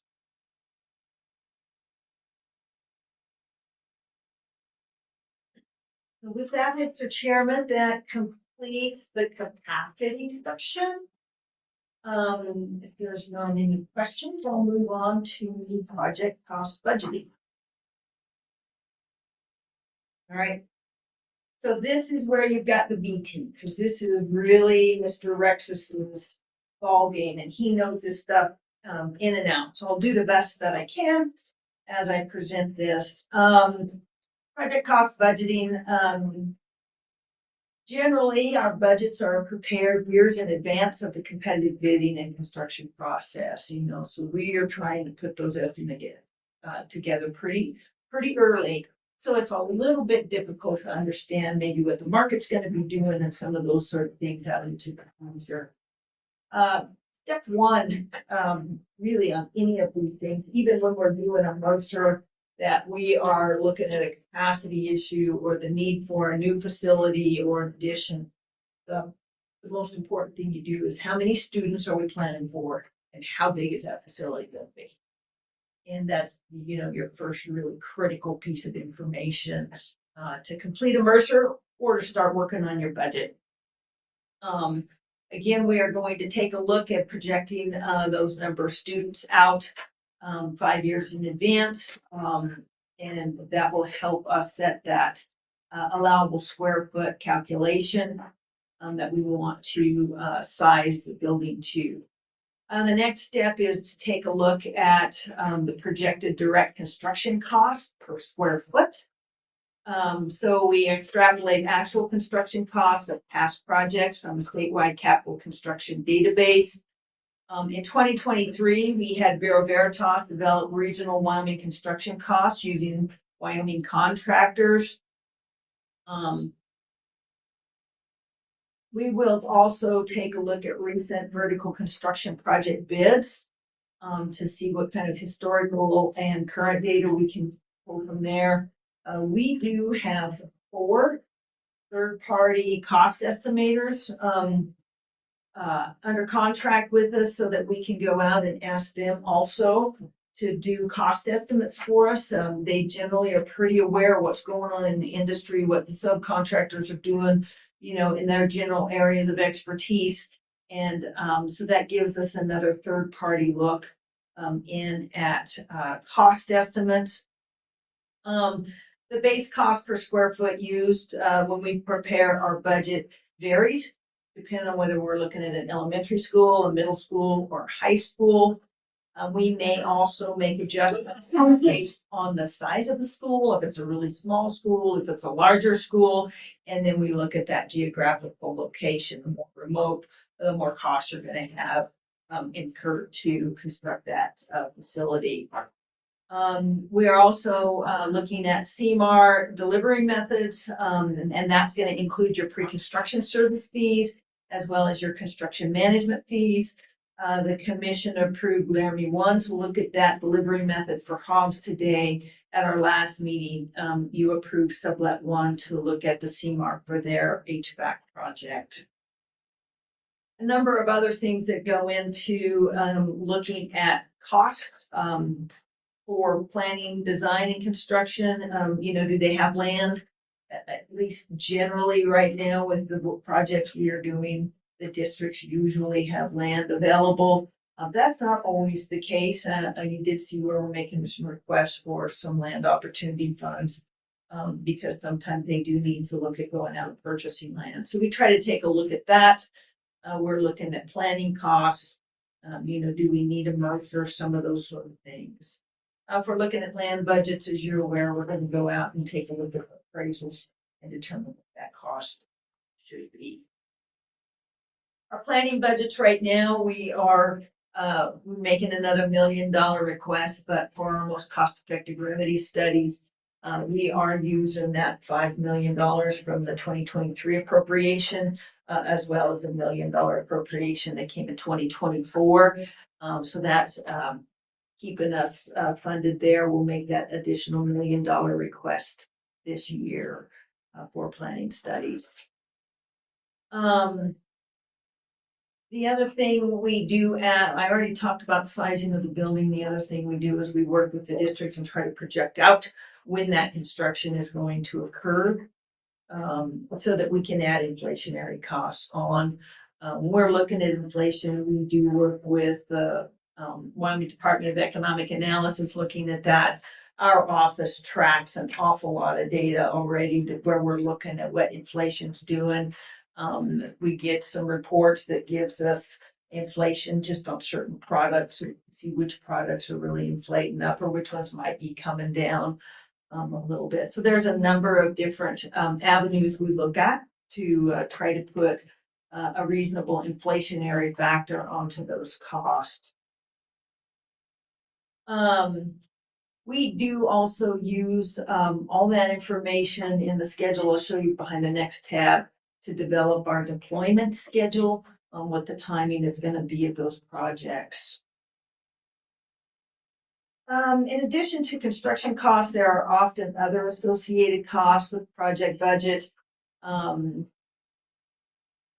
Are budgeted as a percentage. A lot of times we're looking at these as a percentage of the direct construction costs that are anticipated to be incurred.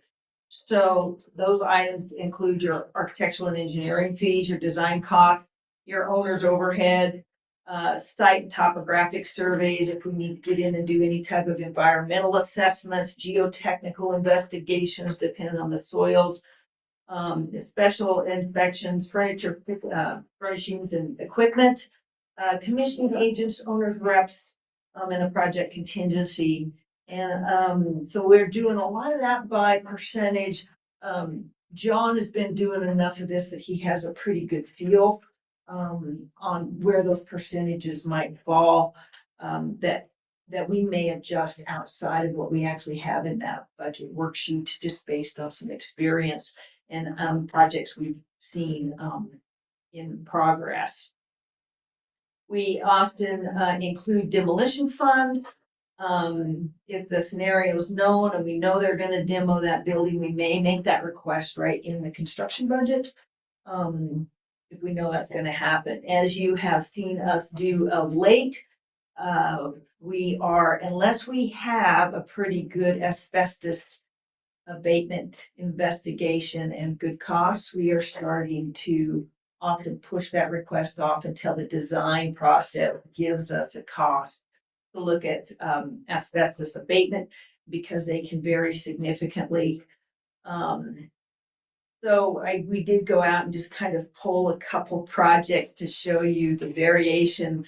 One of these was in Manderson, cost us about $12.31 to abate the asbestos per square foot. Shoshone, and you approved some additional money there because we ran into asbestos we did not expect, ended up costing us right at $49.50 a square foot.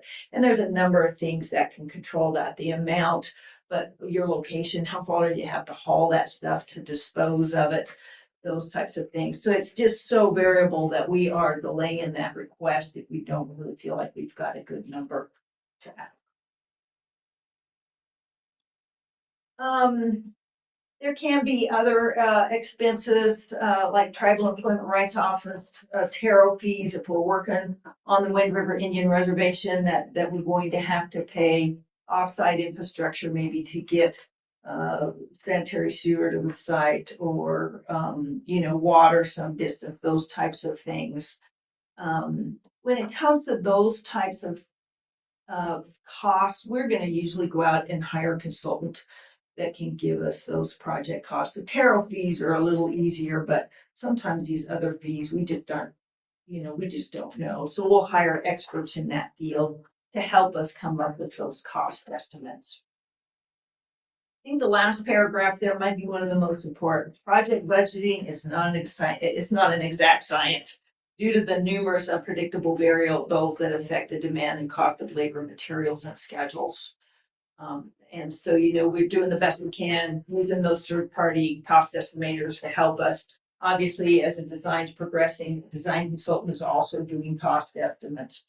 So we're doing everything we can to try to make sure we're staying in budget, but that we start with a good budget. Moving on to page 82. You've seen this before. Just kind of walks through what this appropriation process looks like. And the number of things that either the department or the commission or the select committee, governor, or joint appropriations, legislature are working through. And I think it shows why, our bill for K-12 schools and budget requests is pretty well vetted. People have seen it a lot before it ever makes it onto the floor of the legislature.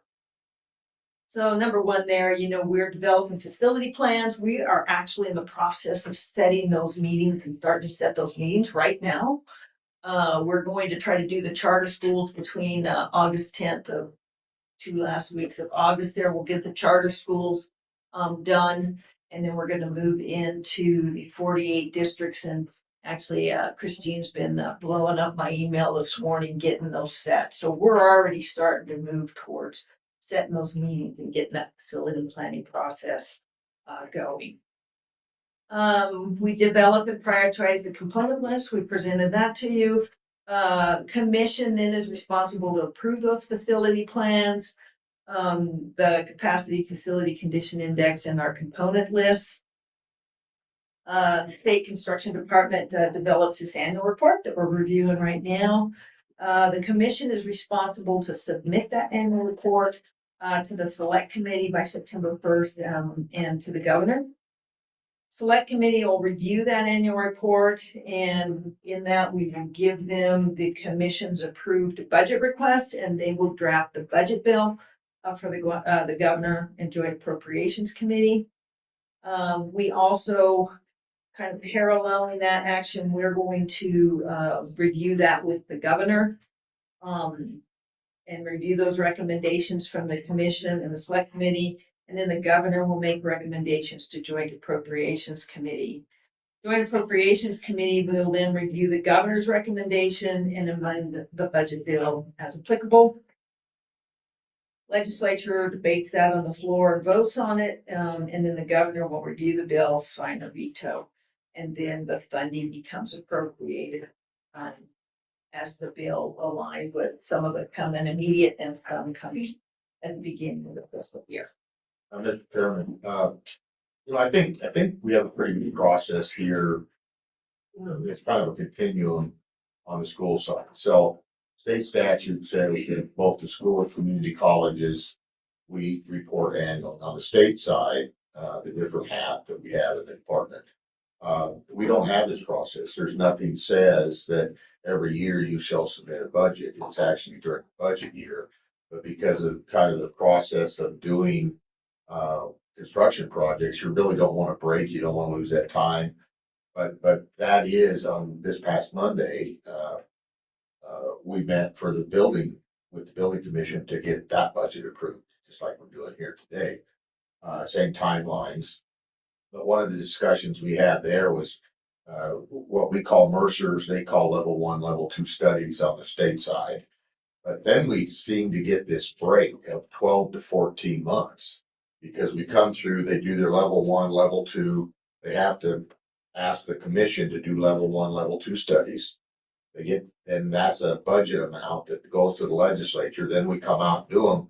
And then we get the report, and a lot of times that's after the July commission meeting, SBC meeting. And so now you've got to wait all that time to get back before the commission because they only meet 3 times a year. They don't meet as often as you, and it's a more rigid schedule. And so, so when we move through that process, we get this big break. So we actually had a pretty lengthy conversation Monday about doing a level 2+ to maybe kind of keep some of the plan stuff going. But really the hopes is to try and move the dialogue to the SBC should have an annual project request, just like we do on schools and just like the community college does. But again, you don't have that on the state side. So I think, kind of lessons learned when we look over at state funding, is to follow this same formatting that we do on the school side, because we really don't have that break. You saw we asked for money for budget and construction, but we also asked money, or not budget, but for design. But we asked for just design projects, knowing that by the time that's done, we're right back into that process to be able to move forward to ask for the construction funding. Or sometimes you get that break, and on the state side, that 14 months, in design, construction, time is money.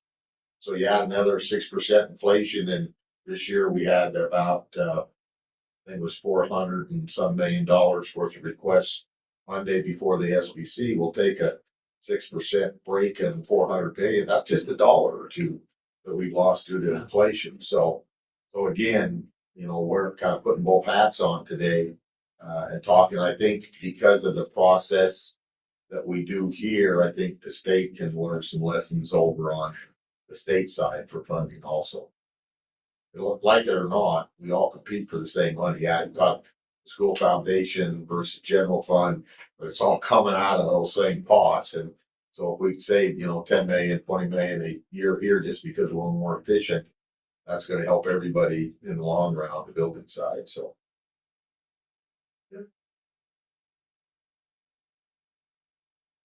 Thank you, Bill.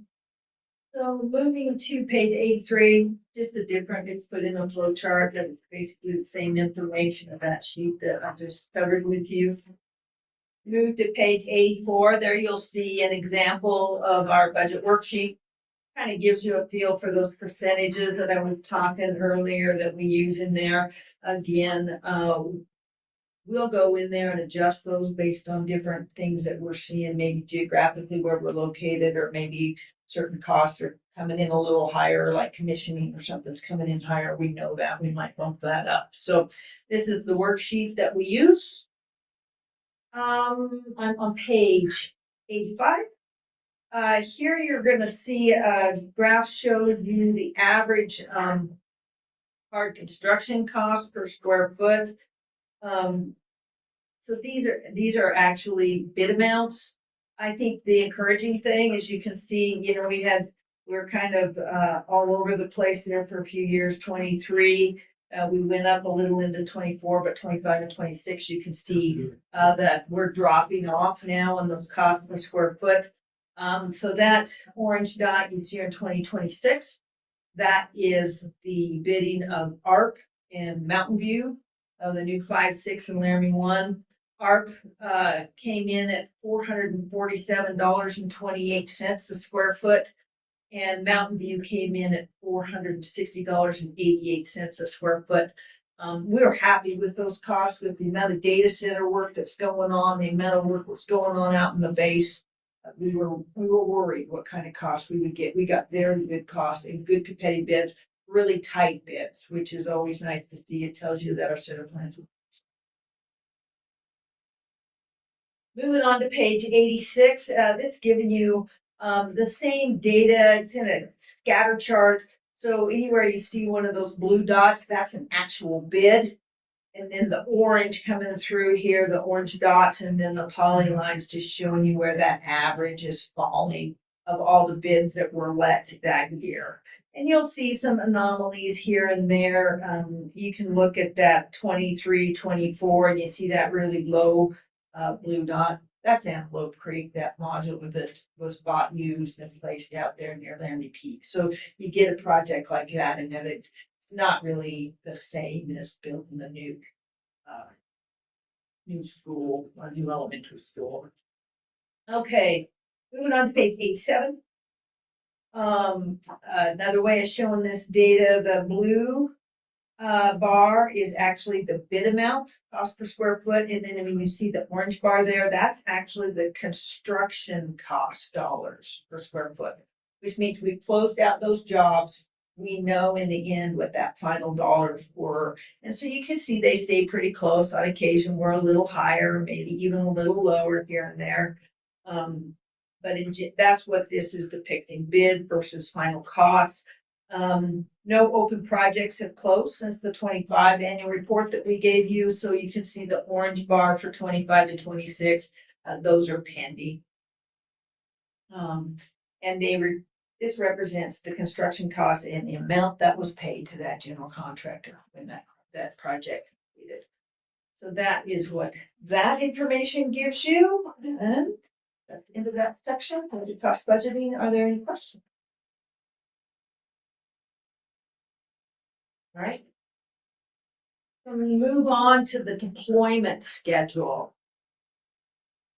This is really a report of all the projects that we have out there, all the capital construction projects that we have, and numbers associated with that. It's an estimate of the schedules and the long-term cash expenditures. So how we anticipate that cash is going to flow through and hit the system on a quarterly basis. The pace and approach to each project is determined by each district school board and their administrative goals. We work closely with the district so that we can understand that and how they're programming their projects. Per 2018 session law, again, 2022 session law, this is a report that we are required to deliver. I'm going to flip on to page 89. And this is our deployment schedule. So, we've got the district shown over there in the far left column, capital project. So this is in chronologic order of our project numbers. You will see there at the top, you'll see land acquisitions, meaning it's just funding we have in that land acquisition, land opportunity fund. You'll see our 95 million. You'll see money that is set there for Mercer studies, the previous security projects in 2026 sessions, security funding was requested. So no projects specifically attached to that money yet. But then from there on down, you'll be able to see what the project number is. That's how we've compiled this data.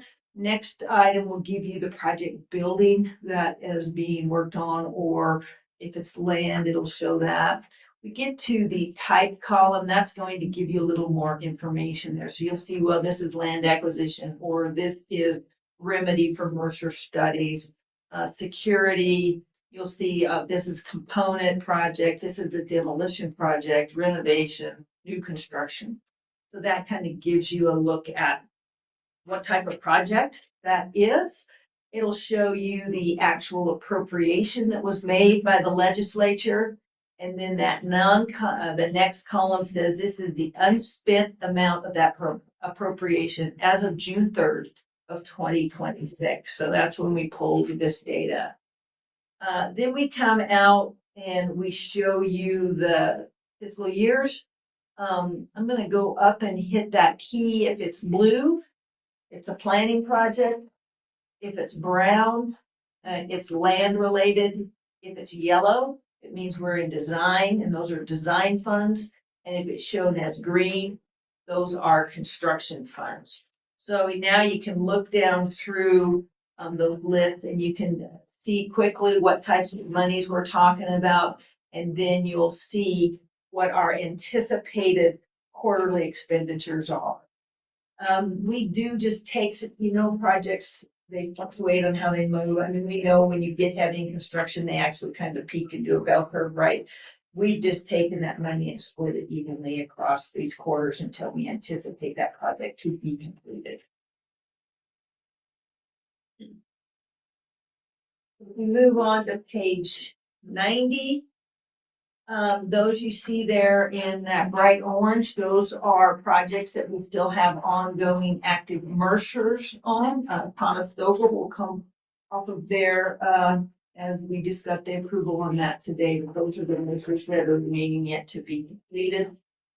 And then across the bottom there, you'll see the grand totals of amount of money we anticipate to go out quarterly up and through 2029. I believe. Yes, and then the bottom there are projects that are beyond their warranty period. And so we are anticipating these remaining funds will be reversion. So we'll get together, we'll work with the districts, make sure that all the billings, everything's taken care of, everything's been paid. And then we'll look to looking toward reversions. You can see there's a total of 38.3 million that was appropriated there. Unspent, we're looking at about 5.5 million. Again, we still need to do some work with the district, so that dollar figure will likely adjust some. But that's the amount of money we're looking at that we think we'll have in reversions here fairly soon. We go on to page 91. This is just giving you kind of those quarterly expenditures that we are estimating. It's the same data you saw in that grand total line on the previous page, but it's showing you the amount of dollars that we are anticipating to go out quarterly. You look at like fourth quarter 27, first quarter 28. These are huge dollars, higher than we've seen in a long time, and you could see that in the appropriation chart that Administrator Anderson presented early, where we just had quite a bit of money come in lately. And here you're seeing that money now go out in projects and the spending of that money. And again, this is just an estimation, it's just anticipated. With that, Mr. Chairman, that in the deployment schedule, and then once there's any questions, I will turn it over to Director McCollum for the toughest page of the report. Hey,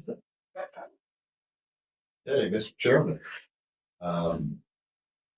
This section covers the supplemental budget request pending your approval, which you approved. So need I say more? Or we'll just insert your budget, authorization into this page and that'll be part of the annual report, so. Cool. Going, you're saying, any questions on the budget? I'll, probably ask for a motion now. We approve the annual report. I Mr. entertain a Chairman, motion. would you like me to walk through that sheet for you? You can, yeah. Okay.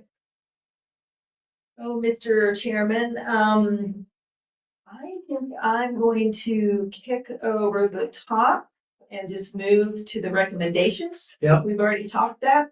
A recommendation, Mr. Chairman, the School Facilities Division of the State Construction Department recommends the School Facilities Commission authorize the State Construction Department to complete the major maintenance report as data is reported by the school districts.